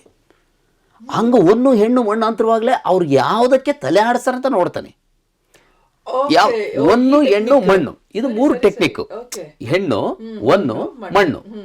ಸೊ ಈ 3 ಹೆಣ್ಣು ಅಂತ ಅಂದ್ರೆ ಉದಾಹರಣೆಗೆ ಮಕ್ಕಳಿಗೆ ಅಥವಾ ಭವಿಷ್ಯ ಸಿಕ್ಕಿರಲ್ಲ ಅಥವಾ ಇನ್ನೊಂದೇನೋ ಕೊರತೆ ಇದೆ. ಒಂದು ಚಿನ್ನ ಬೆಳ್ಳಿಗಳಿಂದ ತಗೊಂಡಿರ್ತಾರೆ. ಮಣ್ಣು ಅಂತ ಹೇಳುವಾಗ ಜಮೀನಿನ ಕೊರತೆ ಇರ್ತದೆ. ಆಲ್ಮೋಸ್ಟ್ ನಮ್ಮ ಜನರಲ್ಲಿ ಆಸ್ತಿ ವಿಚಾರಗಳಲ್ಲಿ ಅಣ್ಣ ತಮ್ಮಂದಿರು ಸಮಸ್ಯೆಗಳು. ಮಣ್ಣು ಅಂತ ಬರುವಾಗ ಹೌದು ಸ್ವಾಮಿ ಅವರೇ ಮಾಡಿದ್ ನಮಗೆ ಅಂತಾರ. ಹಂಗಂದ ತಕ್ಷಣ ಇವ್ನು ಹೇಳ್ತಾನೆ, ಇವ್ನ ಟೆಕ್ನಿಕ್ ಅದು. ಏನ್ ಮಾಡ್ತಾನಂದ್ರೆ ಹೌದು ತಾಯಿ, ನಿನ್ನ ಮುಖ ನೋಡುವಾಗ ಸ್ವಾಮಿ ನನಗೆ ಮಾತಾಡ್ತಾನ, ನಿನಗೆ 1 ಹೋಗಿ 2 ಆಗ್ತೈತಿ, ಕೈ ಹಾಕಿದ್ದು 3 ಆಗ್ತೈತಿ, 3 ಹೋಗಿ 4 ಆಗ್ತೈತಿ, ನಿನಗೆಲ್ಲದು ಸೇರಿ ಎಲ್ಲ ಸೇರಿ ಹಿಂಗೆ ಬಂದು ನಿಂತೈತಿ. ನೀನು ಯಾರು ನಂಬ್ತಿ ಅವ್ರು ನಿನಗೆ ವಿರೋಧವಾಗ್ತೈತಿ. ನೀನು ಮಾತಾಡೋರು ನಿನಗೆ ವಿರೋಧವಾಗಿ ಬರ್ತಾ ಇದಾರ. ಮುಂದೆ ಬರುವ ಅಮಾಸೆ ಒಳಗಾಗಿ ನಿನಗೆ ಒಂದು ಕಂಟಕ ಕಾದೈತಿ ಮಗಳ, ನಾನು ಹೇಳಕತ್ತೀನಿ. ಸ್ವಾಮಿ ಧರ್ಮಸ್ಥಳದ ಮಂಜುನಾಥ ದೈತ್ಯ ನಿನಗೆ ಒಂದು ಮಾಡಿ ಕೊಡ್ತೀನಿ, ಅದೆಲ್ಲ ಬಗೆಹರಿತಿದ್ದೆ. 5 kg ಎಣ್ಣೆ ತಮ್ಮ ಅಂತಾನೆ. ಅವರ ಸ್ಥಿತಿ ನೋಡ್ತಾನೆ. 5 ಲೀಟರ್ ಎಣ್ಣೆ ತರೋಷ್ಟು ಶಕ್ತಿ ಅವ್ರಿಗಿದ್ದಿದ್ರೆ ಇವನು ಮುಂದೆ ಕುತ್ಕೊಳ್ತಾ ಇರಲಿಲ್ಲ ಪರಿಸ್ಥಿತಿಗಳನ್ನು. ಇದನ್ನು ನೋಡಿ ಜನ ಏನು ಮಾಡ್ತಾರೆ, ಓ ಕರೆಕ್ಟು, ನನಗೆ ಆಸ್ತಿ, ಒಂದು ವೇಳೆ ಆಸ್ತಿ ವಿಚಾರದಲ್ಲಿ ನೋವಾಗಿ, ಮಣ್ಣಿನ ವಿಷಯದಲ್ಲಿ ನೋವಾಗಿರುತ್ತೆ, ಹೊನ್ನುಗಳಲ್ಲಿ ಚಿನ್ನ, ಒಡವೆ ಚಿನ್ನಗಳಲ್ಲಿ ಆಗಿರ್ತದೆ, ಹಣಕಾಸಿನಲ್ಲಿ ಆಗಿರ್ತದೆ, ಹೆಣ್ಣಿನ ವಿಷಯದಲ್ಲಿ ಆಗಿರ್ತದೆ. ಸಹಜವಾಗಿ ಮನುಷ್ಯನ ದಿನನಿತ್ಯ ನಡೆಯುವಂಥದ್ದು. ಅದನ್ನ ಬಂಡವಾಳ ಮಾಡ್ಕೊಂತ ಇರೋಂಥದ್ದು. ಈಗ ಬಡವ ಆಗಿದ್ರೆ ಅವನಿಗೆ ಹಣಕಾಸಿನ ಚಿಂತೆ ಇರೋದು. ಹೌದು. ಶ್ರೀಮಂತ ಆಗಿದ್ರೆ ಅವನ ಆಸ್ತಿ ವಿಚಾರದ ಫೈನಾನ್ಷಿಯಲ್ ಮ್ಯಾಟರ್ ಇರ್ತದೆ. ಈ ವಿಚಾರಗಳಲ್ಲಿ ಹೋಗಿ ಹೇಳ್ತಾನೆ, ಮತ್ತೆ ನೀನು ಬಂದು ಅಲ್ಲಿ ನದಿಯಲ್ಲಿ ಮುಳುಗು. ಇಲ್ಲ, ಇದಕ್ಕಿಂತ ವರ್ಸ್ಟ್ ಆಗಿರೋಂಥದ್ದು ಅಂದ್ರೆ ನಿಕೃಷ್ಟವಾಗಿ ಹೀನಾಯವಾಗಿರೋಂಥದ್ದನ್ನ ಈ ನಡುವೆ ನಾವೇನು ನೋಡ್ಬಹುದ್ರಿ ಅಂದ್ರೆ, ನಮ್ಮ ವೀಕ್ಷಕರುಗಳಲ್ಲಿ ನಾನು ಇದನ್ನ ರಿಕ್ವೆಸ್ಟ್ ಮಾಡ್ಕೊಳ್ತೀನಿ, ಫೇಸ್ಬುಕ್ಕಲ್ಲಿ ಇರ್ಬೋದು, ಯೂಟ್ಯೂಬಲ್ಲಿ ಇರ್ಬೋದು, ಯಾವುದೇ ಮಾಧ್ಯಮಗಳಲ್ಲಿ ನಾವು ಏನೇ ಒಂದು ರೀಲ್ಸ್ನ ನೋಡ್ತಾ ಇರಲಿ, ಒಂದು ಸಣ್ಣ ವಿಡಿಯೋ ನೋಡ್ತಾ ಇರಲಿ, ಒಂದು ಅಡ್ವರ್ಟೈಸ್ಮೆಂಟ್ ಪಾಪಪ್ ಆಗ್ತಾ ಇರ್ತದೆ. ಏನಂದ್ರೆ ಜ್ಯೋತಿಷ್ಯಗಳದು. ಎವ್ರಿ ಒಂದು 1 minute or 2 minutesಗೆ ಒಂದು ಪಾಪಪ್ ಆಗ್ತಾನೆ ಇರ್ತದೆ. ಬೇರೆ ಟೆಕ್ನಾಲಜಿಗಾಗ್ಲಿ, ಸೈನ್ಸ್ಗಾಗ್ಲಿ, ಎಡ್ಯುಕೇಶನ್ಗಾಗ್ಲಿ ಯಾವುದಕ್ಕೂ ಇಷ್ಟು ಅಡ್ವರ್ಟೈಸ್ಮೆಂಟ್ ಇರಲ್ಲ, ಜ್ಯೋತಿಷ್ಯ ಮಾತ್ರ. ಅದರಲ್ಲಿ ನಮ್ಮ ವೀಕ್ಷಕರಿಗೆ ಕ್ಷಮಿಸ್ಬೇಕು ನಾನು ಇದನ್ನ ಹೇಳ್ತಾ ಇರೋದ್ರಿಂದ, ಬಟ್ ನೀವೆಲ್ಲರೂ ನೋಡಿರ್ತೀರ ಅದನ್ನ. ಆ್ಯಡ್ ಅಲ್ಲಿ ನಿಮಗೆ ಎಲ್ಲರಿಗೂ ಕಾಣಿಸುತ್ತೆ. ನಿಮಗೆ ಸ್ತ್ರೀ ವಶೀಕರಣ ಬೇಕಂದ್ರೆ ನೀವು ಇಂಥದ್ದೇ ಸ್ತ್ರೀ ಅಂತ ಕೇಳಿದ್ರೆ ಅಂಥದ್ದೇ ಸ್ತ್ರೀಯನ್ನ ನಿಮಗೆ ವಶಪಡಿಸ್ಕೊಟ್ಬಿಡ್ತೀವಿ ನಾವು ಅಂತ. ಪರೀಕ್ಷೆ ಮಾಡಿ ನೀವು ಯಾವುದೇ ವಿಡಿಯೋನ 15 ನಿಮಿಷ ಪರೀಕ್ಷೆ ಮಾಡಿಬಿಟ್ಟು 15 ನಿಮಿಷ ಇಂಥದ್ದೊಂದು ಬಂದಿಲ್ಲ ಅಂತ ಅಂದ್ಬಿಟ್ಟು ಅಡ್ವರ್ಟೈಸ್ಮೆಂಟ್, ದಯವಿಟ್ಟು ನನ್ನನ್ನು ಕರೀರಿ, ನಾನು ಬರ್ತೀನಿ. 15 ನಿಮಿಷಗಳಲ್ಲಿ ಯಾವುದೇ ವಿಡಿಯೋ ನೋಡಿ ನಮ್ಮ ದೇಶದಲ್ಲಿ ಬರುತ್ತೆ. ಸ್ತ್ರೀ ವಶೀಕರಣ, ಯಾರನ್ನ ನೀವು ವಶೀಕರಣ ಮಾಡ್ತೀರಾ? ಒಂದು ಪಕ್ಷ ಈಗ ಯಾರೋ ಒಬ್ರು ನನ್ನ ಕುಟುಂಬದವರು, ನನ್ನ ರಕ್ತ ಸಂಬಂಧಿಗಳನ್ನ ವಶೀಕರಣ ಮಾಡ್ಕೊಡಿ ಅಂತ ಅಂದ್ಬಿಟ್ರೆ ಕೊಟ್ಬಿಡ್ತಾರ ಇವರು? ಯಾರೋ ಸಮಾಜದಲ್ಲಿ ಕೇಳೋನ್ ಯಾವನೋ, ಇರೋರು ಯಾರೋ, ಅವ್ರಿಗೆ ಹೆಂಗನ ಹೋಗ್ಲಿ ಅಂತ ಇವನು ಮಾಡ್ಕೊಡ್ತಾನೆ. ಯಾಕೆ? ಇವನಿಗೆ ದೇಶ ಪ್ರೇಮ ಇಲ್ಲ, ಇವನಿಗೆ ಮಾತೃ ಪ್ರೇಮ ಇಲ್ಲ, ಇವನಿಗೆ ಭ್ರಾತೃ ಪ್ರೇಮ ಇಲ್ಲ. ನಿನ್ನ ಕುಟುಂಬದವರನ್ನೇ ಕೇಳ್ಬಿಟ್ರೆ ಇವನ್ ಮಾಡ್ಕೊಡ್ತಾನ್ರ? ಖಂಡಿತ ಮಾಡಲ್ಲ. ಯಾಕಂದ್ರೆ ನಿನ್ನ ಉದ್ಯೋಗಕ್ಕೋಸ್ಕರ ನೀನು ಎಷ್ಟು ಕೀಳ್ಮಟ್ಟಿಗಳಿದೆ ಅಂದ್ರೆ ನಮ್ಮ ದೇಶದ ಗೌರವ ಹೋಗುತ್ತೆ ಇದರಿಂದ, ನಮ್ಮ ಸಂಸ್ಕೃತಿದ ಗೌರವ ಹೋಗುತ್ತೆ ಇದರಿಂದ. ನಾವೆಲ್ಲರೂ ಈಗ ಜನಗಣಮನ ಆಡುವಾಗ ನಾವು ಮಕ್ಕಳಲ್ಲಿ ಶಾಲೆಯಲ್ಲಿ ನಾವೆಲ್ಲರೂ ಸೇರಿ ಭಾರತ ಜನನೀಯ ತನುಜಾತೆ ಅಂತ ಹೇಳ್ತೀವಿ. ನಾವೆಲ್ಲರೂ ಭಾರತೀಯ ಮಕ್ಕಳು, ನಾವೆಲ್ಲರೂ ಒಳ್ಳೆ ಅಣ್ಣ ತಮ್ಮ, ನಾವೆಲ್ಲರೂ ಒಂದೇ ಕುಟುಂಬ, ನಾವು ವಸುದೇವ ಕುಟುಂಬಕಂ ಅಂತಂತೀವಿ. ಶ್ವಾಸ ಇರುವ ನಾವೆಲ್ಲರೂ ಒಂದು ಕುಟುಂಬ ನಾವು. ಹಾಗಾದ್ರೆ ಅವ್ರನ್ನ ವಶೀಕರಣ ಮಾಡಿ ಇವ್ರಿಗೆ ಸೇಲ್ ಮಾಡ್ತೀನಿ, ಇವ್ರನ್ನ ವಶೀಕರಣ ಮಾಡಿ ಅವ್ರಿಗೆ ಸೇಲ್ ಮಾಡ್ತೀನಿ. ಹಾಗಾದ್ರೆ ನೀನ್ ಪೂಜೆ ಮಾಡ್ತಾ ಇರೋಂಥ ದೇವರು ಹಿಂಗಿದಾನೆ ಅಂತೇಳಿ ನಿನಗೆ ತಪ್ಪಾಗಿ ನಿನ್ನ ಕುಟುಂಬ ಹೇಳಿದೆ, ಶಾಸ್ತ್ರಗಳು ಹೇಳಲಿಲ್ಲ. ಯಾವ ಶಾಸ್ತ್ರ ಹೇಳಿದ್ರು ನಾನು ಬಂದು ಮಾತಾಡ್ಲಿಕ್ಕೆ ಸಿದ್ಧವಾಗಿರ್ತೀನಿ. ಶಾಸ್ತ್ರಗಳಿಂದ ತೋರಿಸ್ರಿ. 18 ಪುರಾಣಗಳು, ಮಹಾಪುರಾಣಗಳಂತಿರುತ್ತೆ, ಅಷ್ಟಾದಶ ಅಂತ ಕರಿತೀವಿ. 18 ಪುರಾಣಗಳಲ್ಲಿ ಇಂಥದ್ದು ಒಂದಿದ್ರೆ ದಯವಿಟ್ಟು ನನ್ನ ಕರೀರಿ, ನಾನು ಬಂದು ಕಲೀಲಿಕ್ಕೆ ಸಿದ್ಧವಾಗಿರ್ತೀನಿ. ಇಲ್ಲ, 2 ಮಹಾಕಾವ್ಯಗಳಿರುತ್ತೆ. ಮಹಾಭಾರತದ 2 ಲಕ್ಷ ಶ್ಲೋಕಗಳು, ರಾಮಾಯಣದ 24,000 ಶ್ಲೋಕಗಳಲ್ಲಿ, ಭಗವದ್ಗೀತೆಯ 700 ಶ್ಲೋಕಗಳಲ್ಲಿ ಎಲ್ಲಾದ್ರೂ ಇದ್ರೆ ದಯವಿಟ್ಟು ನಾನು ಕರೀರಿ, ನಾನು ಬಂದು ಮಾತಾಡ್ತೀನಿ. ಸೊ ಇದರಲ್ಲಿ ನೀವು ಮೂಢನಂಬಿಕೆಗಳ ವಿಷಯ ಎಲ್ಲೂ ನೋಡೋದೇ ಇಲ್ಲ. Very good. ಎಲ್ಲೂ ಇಲ್ಲ. ಸ್ಮೃತಿಗಳು 18 ಸ್ಮೃತಿಗಳಿಲ್ಲ, 18 ಪುರಾಣಗಳಲ್ಲಿಲ್ಲ. ಗೀತೆಗಳನ್ನು ಎಲ್ರಿಗೂ ಬರೀ ಭಗವದ್ಗೀತೆ ಮಾತ್ರ ಗೊತ್ತು. 18 ಗೀತೆಗಳಿದಾವೆ, ಎಲ್ಲೂ ಇಲ್ಲ. ಇಷ್ಟರಲ್ಲಿ ಇಲ್ಲದೆ ಇರೋದನ್ನ ನಾವು ಮಾಡ್ತಾ ಇದ್ದೀವಿ ಅಂದ್ರೆ ನಾವೆಂತ ಮೂರ್ಖ ಸಮಾಜ. ಈ ಮೂಢನಂಬಿಕೆಗಳನ್ನ ಮಾತಾಡ್ತಾ ಹೋದ್ರೆ ಬಹಳ ಉದ್ದ ಇದೆ, ಸಮುದ್ರದಷ್ಟು ವಿಶಾಲ. ಮತ್ತೆ ನಮಗೆ ಕೊಟ್ಟಿರುವಂತಹ ಸಮಯದಲ್ಲಿ ಮಾತ್ರ ನಾವು ಕೆಲವು ವಿಷಯಗಳನ್ನ ನಾವು ಹೇಳ್ಬೋದು. ಸೊ ಹಾಗಾಗಿ ಈಗ ಕೊನೆಯ ಒಂದು ಪ್ರಶ್ನೆಯಲ್ಲಿ ನಿಮ್ಮಿಬ್ರಿಗೂ ನಮ್ಮ ವೀಕ್ಷಕರಿಗೆ ಸಲಹೆಗಳನ್ನ ನೀವು ಕೊಡ್ಬೇಕಾಗ್ತದೆ. ಯಾಕೆಂದ್ರೆ ಮೂಢನಂಬಿಕೆಗಳ ಭಯ ಇರುವಂತಹ ಜನರಿಗೆ ಯಾವ ರೀತಿಯಾದಂತಹ ಸಲಹೆ ನೀವು ಕೊಡಬಹುದು? ಯಾಕೆಂದ್ರೆ ನೀವು ಅದರಿಂದ ಅನುಭವಿಸಿ ಬಂದಿರುವಂತಹ ವ್ಯಕ್ತಿಗಳು, ನಿಮಗೆ ಗೊತ್ತು ಯಾವುದು ಸರಿ ಯಾವುದು ತಪ್ಪು ಅಂತ ಹೇಳಿ. ಸೊ ಹಾಗಾಗಿ ನಾವಿಲ್ಲಿ ಕುಳಿತುಕೊಂಡಿರುವಂಥದ್ದು, ಈ ಕಾರ್ಯಕ್ರಮವನ್ನು ಮಾಡ್ತಾ ಇರುವಂಥದ್ದು ನಮ್ಮ ವೀಕ್ಷಕರಿಗೆ ಇರುವಂತಹ ಆ ಒಂದು ಭಯದಿಂದ ನಾವು ಹೊರಗೆ ತರಬೇಕು ಅಂತೇಳಿ. ಸೊ ಹಾಗಾಗಿ ಕೆಲವು ಸಲಹೆಗಳು, ಇಬ್ರು 1-2 ಸಲಹೆಗಳು ಕೊಟ್ಟರೆ ಬಹಳ ಸಂತೋಷ ನಮಗೆ. ನಾನು ಪ್ರೇಕ್ಷಕರಿಗೆ ಕೊಡುವಂಥ ಒಂದು ಸಲಹೆ ಏನಂದರೆ, ಈ ಮೂಢನಂಬಿಕೆ ಅದು ಇದು ಅಂತ ಹೇಳೋದಕ್ಕಿಂತ ಸುಮ್ಮನೆ ಬೆಳಗ್ಗೆ ಎದ್ದೋಳ್ರಿ. ಬೆಳಗ್ಗೆ ಎದ್ದ ತಕ್ಷಣ ನಿಮ್ಮ ಕೆಲಸ ಕಾರ್ಯಗಳು ಏನಿದೆಯೋ ಅದನ್ನ ಮಾಡಿ. ನಿಮ್ಮ ತಂದೆ ತಾಯಿಗಳೇ ದೇವ್ರು ಅಂತ ಹೇಳ್ಬೇಕಾದ್ರೆ ನಮಸ್ಕಾರ ಮಾಡಿ, ತಪ್ಪಿಲ್ಲ. ಯಾಕಂದ್ರೆ ಈ ಜಗತ್ತಿಗೆ ಪ್ರಪಂಚಕ್ಕೆ ನಿಮ್ಮ ಅವ್ರ ಮುಖಾಂತರ ದೇವರು ಪರಿಚಯ ಮಾಡಿದ್ದಾರೆ. ನಿಮ್ಮ ತಂದೆ ತಾಯಿಗಳಂತೇಳಿ ನಿಮಗೆ ಅವ್ರಿಗೊಂದು ದೇವ್ರು ಅಂತೇಳಿ ಕೈ ಮುಗಿರಿ. ಮತ್ತೆ ನಿಮ್ಗೆ ಯಾವ ನಂಬಿಕೆ ಇದೆಯೋ ಅದನ್ನ ಮಾಡಿ. ಬೆಳಗ್ಗೆಯಿಂದ ಸಂಜೆ ತನಕ ನಿಮಗೆ ಏನ್ ಕೆಲಸ ಇದೆಯೋ ಕರೆಕ್ಟ್ ಟೈಮಿಗೆ ಕೆಲಸ ಮಾಡ್ರಿ. ಸ್ವಲ್ಪ ಹೊತ್ತು ಕುತ್ಕೊಂಡು ಸಂಜೆ ಹೊತ್ತು ಮುಂಚೆ ಮನೆಗೆ ಬರ್ರಿ. ರಾತ್ರಿ 12 ಗಂಟೆ ಮಟ್ಟ ಎಲ್ಲೂ ಕುತ್ಕೋಬೇಡಿ. ಹೊತ್ತು ಮುಂಚೆ ಸಂಜೆ ಟೈಮಲ್ಲಿ ಮನೆಗೆ ಬನ್ನಿ. ನಿಮಗೆ ಏನಾದ್ರು ಹೆಂಡತಿ ಮಕ್ಕಳಿದ್ರೆ ಹೆಂಡತಿ ಮಕ್ಕಳ ಜೊತೆ ಸ್ವಲ್ಪ ಸಮಯ ಕೊಡಿ. ನಿಮ್ಮ ಕುಟುಂಬದೊಂದಿಗೆ ಸಮಯ ಕೊಡಿ. ನಿಮ್ಮ ಹೆಂಡತಿ ಜೊತೆ ಸಮಯ ಕಳೀರಿ, ಮಕ್ಕಳ ಜೊತೆ ಸಮಯ ಕಳೀರಿ. ಮಕ್ಕಳಿಗೆ ಓದೋದನ್ನು ಹೇಳ್ಕೊಡಿ, ವಿದ್ಯೆಯನ್ನು ಕಲಿಸ್ಕೊಡಿ. ನಂತರ ಚೆನ್ನಾಗಿ ಊಟ ಮಾಡಿ, ಒಂದು ಒಳ್ಳೆ ಸುಂದರವಾದ ಟಿವಿ ಇಟ್ಕೊಡ್ರಿ, ಮನೋರಂಜನಾ ಕಾರ್ಯಕ್ರಮಗಳನ್ನು ನೋಡ್ರಿ. ಪುಸ್ತಕಗಳಿದ್ರೆ ದಯಮಾಡಿ ಹೇಳ್ತೀನಿ, ಅಂಬೇಡ್ಕರ್ ಹೇಳಿದ್ರು, ನೀವು ಪುಸ್ತಕಗಳನ್ನು ಓದೋದ್ರಿಂದ ನಿಮಗೆ ಜ್ಞಾನ ಉಂಟಾಗ್ತದೆ. SLC ಎಕ್ಸಾಮ್ ಬರಿಬೇಕಂದ್ರೆ ಮಂತ್ರ ಮಾಡಿಸ್ಕೊಂಡು ಮಾಟ ಮಾಡಿಸ್ಕೊಂಡು ನಿಂಬೆಹಣ್ಣು ಇಟ್ಕೊಂಡು ಹೋದ್ರೆ, ಯಂತ್ರ ಕಟ್ಕೊಂಡು ಹೋದ್ರೆ ಪಾಸ್ ಆಗ್ತಾನಂತದ್ದು ಸುಳ್ಳು ಅದು. ಅದ್ರ ಬದಲು ಕುತ್ಕೊಂಡು ಚೆನ್ನಾಗಿ ಪುಸ್ತಕಗಳನ್ನು ಸಿಕ್ಕರೆ ಪುಸ್ತಕಗಳನ್ನು ಓದಿ, ಚೆನ್ನಾಗಿ ಒಳ್ಳೆ ಊಟ ಮಾಡಿ, 10 ಗಂಟೆ ಒಳಗಡೆ ಲೈಟ್ ಆಫ್ ಮಾಡಿ ಮಲಗ್ರಿ. ಬೆಳಗ್ಗೆ ಜೀವ ಇದ್ರೆ ಎದ್ದಳ್ರಿ, ಸತ್ರ ಮಣ್ಣಾಗ್ರಿ. ಇಷ್ಟು ಮಾತ್ರ ಹೇಳ್ಬೋದು. ಯಾಕಂದ್ರೆ ಜೀವ ಕೊಟ್ಟಂತ ದೇವರು ಪರಮಾತ್ಮ ಯಾವ ಬೇಕಾದ್ರೂ ತಗೋಬಹುದು. ಅದರಿಂದ ನಾವು ಮೂಢನಂಬಿಕೆ ಅಲ್ಲಿ ಒಳ್ಳೇದಾಗ್ತದೆ ಇಲ್ಲಿ ಒಳ್ಳೇದಾಗ್ತದೆ ಅಲ್ಲ, ಕಾಯಕವೇ ಕೈಲಾಸ ಎಂಬುದಾಗಿ ಹಿರಿಯರು ಹೇಳಿದ್ರು. ಒಳ್ಳೆ ಕೆಲಸ ಮಾಡ್ರಿ. ನಿಮ್ಗೆ ಯಾವ ನಂಬಿಕೆ ಇದೋ ಆ ನಂಬಿಕೆಯಲ್ಲಿ ದೇವ್ರ ಹತ್ರ ಪ್ರಾರ್ಥನೆ ಮಾಡಿ, ಭಗವಂತ ನನಗೆ ಒಳ್ಳೇದು ಮಾಡಪ್ಪ, ರಾತ್ರಿ ಎಲ್ಲ ಕಾಪಾಡಿದೀವಿ, ಬೆಳಗ್ಗೆ ಒಂದು ಹೊಸ ದಿನ ಕೊಟ್ಟಿದೀಯಾ, ಈ ದಿನ ಒಂದು ಒಳ್ಳೆ ಜೀವಿಸ್ಲಿಕ್ಕೆ ಸಹಾಯ ಮಾಡಂತ ಕೇಳಿ, ನಿಮ್ಮ ತಂದೆ ತಾಯಿನ ಗೌರವಿಸಿ, ಕುಟುಂಬದಲ್ಲಿ ಹೆಂಡತಿ ಮಕ್ಕಳ ಜೊತೆ ಅನ್ಯನ್ವಾಗಿರಿ, ಸ್ನೇಹಿತರ ಸಹಪಾಠಿಗಳ ಜೊತೆಗೆ ಅನ್ಯನ್ವಾಗಿರಿ. ಅದೇ ಸಂತೋಷ. ಅದಕ್ಕಿಂತ ಸ್ವರ್ಗ. ನಾನು, ನನ್ನ ಹೆಂಡತಿ, ನನ್ನ ಮಕ್ಕಳು ಚೆನ್ನಾಗಿದ್ರೆ ದೇಶನೇ ಚೆನ್ನಾಗಿರ್ತದೆ. ಈಗ ನಾನು, ನನ್ನ ಹೆಂಡತಿ, ಮಕ್ಕಳು, ನಾವು ನಮ್ಮ ಕುಟುಂಬದಲ್ಲಿ ನಾವು ಚೆನ್ನಾಗಿಲ್ಲ ಅಂದರೆ ಯಾವುದು ಮಾಡ್ಲಿಕ್ಕಾಗಲ್ಲ. ನಮ್ಮ ಕುಟುಂಬದಿಂದ ನಾವು ಅನ್ಯೋನ್ಯತೆಯಾಗಿ ಚೆನ್ನಾಗಿರೋದನ್ನು ನೋಡಿದ್ರೆ ನನ್ನ ಅಕ್ಕಪಕ್ಕದವ್ರು ನೋಡಿ ತಿಳ್ಕೊಳ್ತಾರೆ, ಇವನು ಒಳ್ಳೆ ಮನುಷ್ಯ, ಅವನಾಯ್ತು, ಅವ್ನ ಕೆಲಸ ಆಯ್ತು, ಕುಟುಂಬ ಆಯ್ತು. ಅದರಿಂದ ಒಂದೊಂದು ನಮ್ಮ ಸಮಾಜ ಬದಲಾವಣೆ ಮಾಡೋದು. ನಾನು ಇಡೀ ದೇಶನ ಬದಲಾವಣೆ ಮಾಡೋ ಶಕ್ತಿ ನನಗಿಲ್ಲ. ಆದರೆ ನಾನು ಬದಲಾಗಿ ನನ್ನ ಹೆಂಡತಿ ಮಕ್ಕಳು ಬದಲಾದ್ರೆ ನನ್ನ ಕುಟುಂಬ ನಮಗೆ ಅಕ್ಕಪಕ್ಕದವ್ರು ಆಗ್ತದೆ. ಹಂಗೆ ದೇಶ ಹಬ್ಬದೆ ಅನ್ನೋ ಒಂದು ಸಣ್ಣ ಸಜೆಷನ್. ನಾನು ಹೇಳೋದಿಷ್ಟೇ, ನನ್ನ ಒಂದು ಸಜೆಷನ್. ಅದು ಬಹಳ ಸಂತೋಷ ಸರ್. ನಿಮ್ದು? ನನ್ನ ಅಭಿಪ್ರಾಯದಲ್ಲಿ ಏನು ಮಾಡಿದ್ರೆ ಇದರಿಂದ ಹೊರಗೆ ಬರಬಹುದು ನಾನು ಬಂದಿರೋಂಥದ್ದು ಅಂತ ನೋಡಿದ್ರೆ, ನೋಡಿ, ಒಂದು ಒಳ್ಳೆ ಒಂದು ಲೈನ್ ನನಗೆ ಸಣ್ಣ ವಯಸ್ಸಿನಿಂದ ಎಲ್ಲ ಪುಸ್ತಕಗಳಲ್ಲಿ ನಾನು ಗಮನಿಸಿರ್ತೀನಿ. ಏನಂತಂದ್ರೆ, ಪ್ರತ್ಯಕ್ಷವಾದರೂ ಪ್ರಮಾಣಿಸಿ ನೋಡು ಅನ್ನೋಂಥದ್ದು. ಅದು ಮೂಢನಂಬಿಕೆ ಇದೆಯಾ ಅಥವಾ ಬುದ್ಧಿಯುಳ್ಳ ನಂಬಿಕೆ ಇದೆಯಾ, ನಾನು ಮಾಡುವ ಆಚಾರದಿಂದ ನನಗೆ ಪ್ರಯೋಜನ ಇದೆಯಾ, ಒಂದು ಮಾನವಾತೀತ ಶಕ್ತಿ ಅಥವಾ ಇಂದ್ರಿಯಾತೀತ ಶಕ್ತಿ, ಅಗೋಚರವಾದದ್ದೇನೋ ಇದೆ ಇಲ್ಲಿ. ಯಾವುದೇ ಇರಲಿ, ನಿನ್ನ ನಂಬಿಕೆ ತಪ್ಪಲ್ಲ, ಆದ್ರೆ ಅದು ಸರಿನಾ ತಪ್ಪ, ಸುಳ್ಳ ನಿಜನಾ ಅಂತ ಪ್ರಮಾಣಿಸೋದಿಕ್ಕೆ ನಿಮಗೆ ಪ್ರಮಾಣಗಳು ಇದಾವೆ.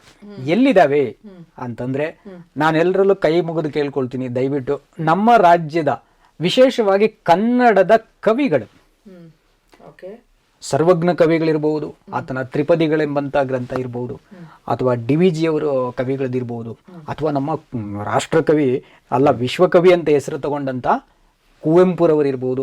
ಇಂಥ ಕವಿಗಳ ಪುಸ್ತಕಗಳು ಓದ್ರಿ. ಅವರೆಲ್ಲರೂ ಈ ಮೂಢನಂಬಿಕೆಗಳನ್ನ ಬೇರು ಸಹಿತ ಯಾವ ರೀತಿಯಲ್ಲಂದ್ರೆ ನಿಮ್ಮ ಭಕ್ತಿಯನ್ನ ಕೆಡಿಸದೆ ಬರೀ ತಪ್ಪಾಗಿರೋ ಆಚಾರವನ್ನ ಮಾತ್ರ ತಿದ್ದುತ್ತಾರೆ. ನಿಮ್ಮ ಭಕ್ತಿಗೆ ತೊಂದರೆ ಆಗಲ್ಲ. ನಿಮ್ಮ ಭಕ್ತಿಗೆ ನನ್ನ ಸಲಹೆ, ದಯವಿಟ್ಟು ಮೂಢನಂಬಿಕೆಗಳಿಂದ ಹೋಗುವಂತ ಭಕ್ತಿ ಸರಿ ಹೋಗ್ತದ, ಭಾವನಾತ್ಮಕವಾಗಿ ನಿಮ್ಮ ನೇರವಾದ ಭಕ್ತಿ ಸರಿ ಹೋಗ್ತದ, ಅದನ್ನ ನೀವೇ ಯೋಚನೆ ಮಾಡಬೇಕು. ಈಗ ನಿಮ್ಮ ಮಕ್ಕಳುಗಳು ಅಥವಾ ನಿಮ್ಮ ಒಂದು ಸಂಬಂಧಿಕರುಗಳು, ಸ್ನೇಹಿತರುಗಳು ಒಂದು ಮೆಕ್ಯಾನಿಕಲ್ ಆಗಿ, ಈಗ ನಾವು ಒಂದು ಬಟನ್ ಪ್ರೆಸ್ ಮಾಡಿದ್ರೆ ಒಂದು ರೋಬೋಟ್ ಬಂದು ನೀರು ಕೊಟ್ಟು ಹೋಗ್ತದೆ. ನಾನು ಕುಡಿತೀನಾ ಇಲ್ವಾ ಅದೇನು ತಲೆ ಕೆಡಿಸ್ಕೊಳ್ಳಲ್ಲ. ನಾನು ಬೇಜಾರಾಗಿದ್ದೀನಾ ಅಥವಾ ನಾನು ತುಂಬಾ ಹುಚ್ಚುಚ್ಚಾಗಾಡ್ತಾ ಇದ್ದೀನಾ, ರೋಬೋಟ್ಗೆ ಏನು ಗೊತ್ತಿರಲ್ಲ. ಆ ರೀತಿಯಲ್ಲಿ ನೀವಿರಬೇಡಿ. ನೀವು ಭಾವನಾತ್ಮಕವಾಗಿ, ನಮ್ಮ ಸ್ನೇಹಿತರು ಹೇಳೋದು ಏನು, ಕುಟುಂಬ ಪ್ರೇಮ ಬೆಳೆಸ್ಕೊಳ್ಳಿ ಅಂತ. ಆಮೇಲೆ ದೇಶ ಪ್ರೇಮ ಕೂಡ ಬೆಳೆಸ್ಕೊಳ್ಬೇಕು. ಸ್ವಾರ್ಥಿಯಾಗಿ ಬದುಕೋ ಯಾವ ಮನುಷ್ಯನೋ ಅವನ ಮೂಢನಂಬಿಕೆ ಇಲ್ಲ, ನಿಜವಾದ ಭಕ್ತಿ ಇಟ್ಕೊಂಡ್ರೆ ಆ ಭಕ್ತಿ ವ್ಯರ್ಥ. ಸಾಮಾಜಿಕ ಪ್ರೀತಿಯನ್ನು ಬೆಳೆಸ್ಕೊಬೇಕು, ಕಳಕಳಿಯನ್ನು ಬೆಳೆಸ್ಕೊಬೇಕು. ಸಮಾಜಕ್ಕೆ ನಾವು ಏನನ್ನ ಕಾಂಟ್ರಿಬ್ಯೂಟ್ ಮಾಡಿದ್ರೆ ಸಮಾಜ ನಮಗೆ ಬದುಕೋದಕ್ಕೆ ಅವಕಾಶವನ್ನು ಕಾಂಟ್ರಿಬ್ಯೂಟ್ ಮಾಡಿಕೊಡುತ್ತೆ. ಇದು ನನ್ನ ಸಲಹೆ ಆಗಿರುತ್ತೆ. ಬಹಳ ಸಂತೋಷ. ನೀವಿಬ್ರು ಬಹಳ ಸುಂದರವಾಗಿ ಅರ್ಥಗರ್ಭಿತವಾಗಿ ಈ ಮೂಢನಂಬಿಕೆ ಅಂದ್ರೆ ಏನು ಮತ್ತೆ ಅದರಿಂದ ಯಾವ ರೀತಿಯಲ್ಲಿ ಹೊರಗೆ ಬರ್ಬೋದು, ಅದು ಸರಿನಾ ತಪ್ಪ ಎಲ್ಲ ಬಹಳ ವಿಶೇಷವಾದ ರೀತಿಯಲ್ಲಿ ನೀವು ಹೇಳಿದ್ದೀರಾ. ಸೊ ಕಾರ್ಯಕ್ರಮದ ಪರವಾಗಿ ನಿಮಗೆ ವಂದನೆಯನ್ನು ನಾನು ಹೇಳ್ತೇನೆ. ವೀಕ್ಷಕರೇ, ಇಲ್ಲಿಯವರೆಗೂ ನೀವು ಮೂಢನಂಬಿಕೆ ಅಂದ್ರೆ ಏನು ಎಲ್ಲಾ ವಿಚಾರಗಳನ್ನ ನೀವು ಕೇಳಿದಿರಿ. ಸೊ ಹಾಗಾಗಿ ಈ ದಿನದಿಂದ ನಿಮ್ಮ ಒಂದು ಕೈನಲ್ಲುಂಟು.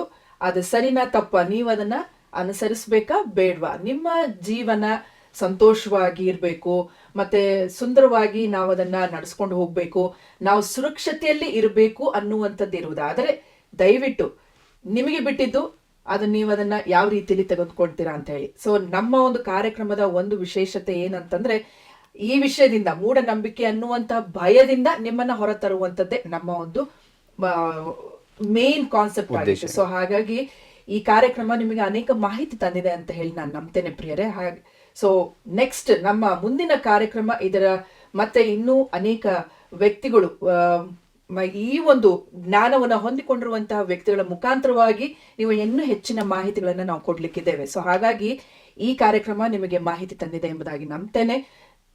ನೀವು ಈ ನಂಬಿಕೆ ಭಯ ಕೊಡ್ತಾ ಇರುವುದಾದ್ರೆ ದಯವಿಟ್ಟು ಆ ಭಯದಿಂದ ಹೊರ ಬನ್ನಿ. ನಮಸ್ಕಾರ.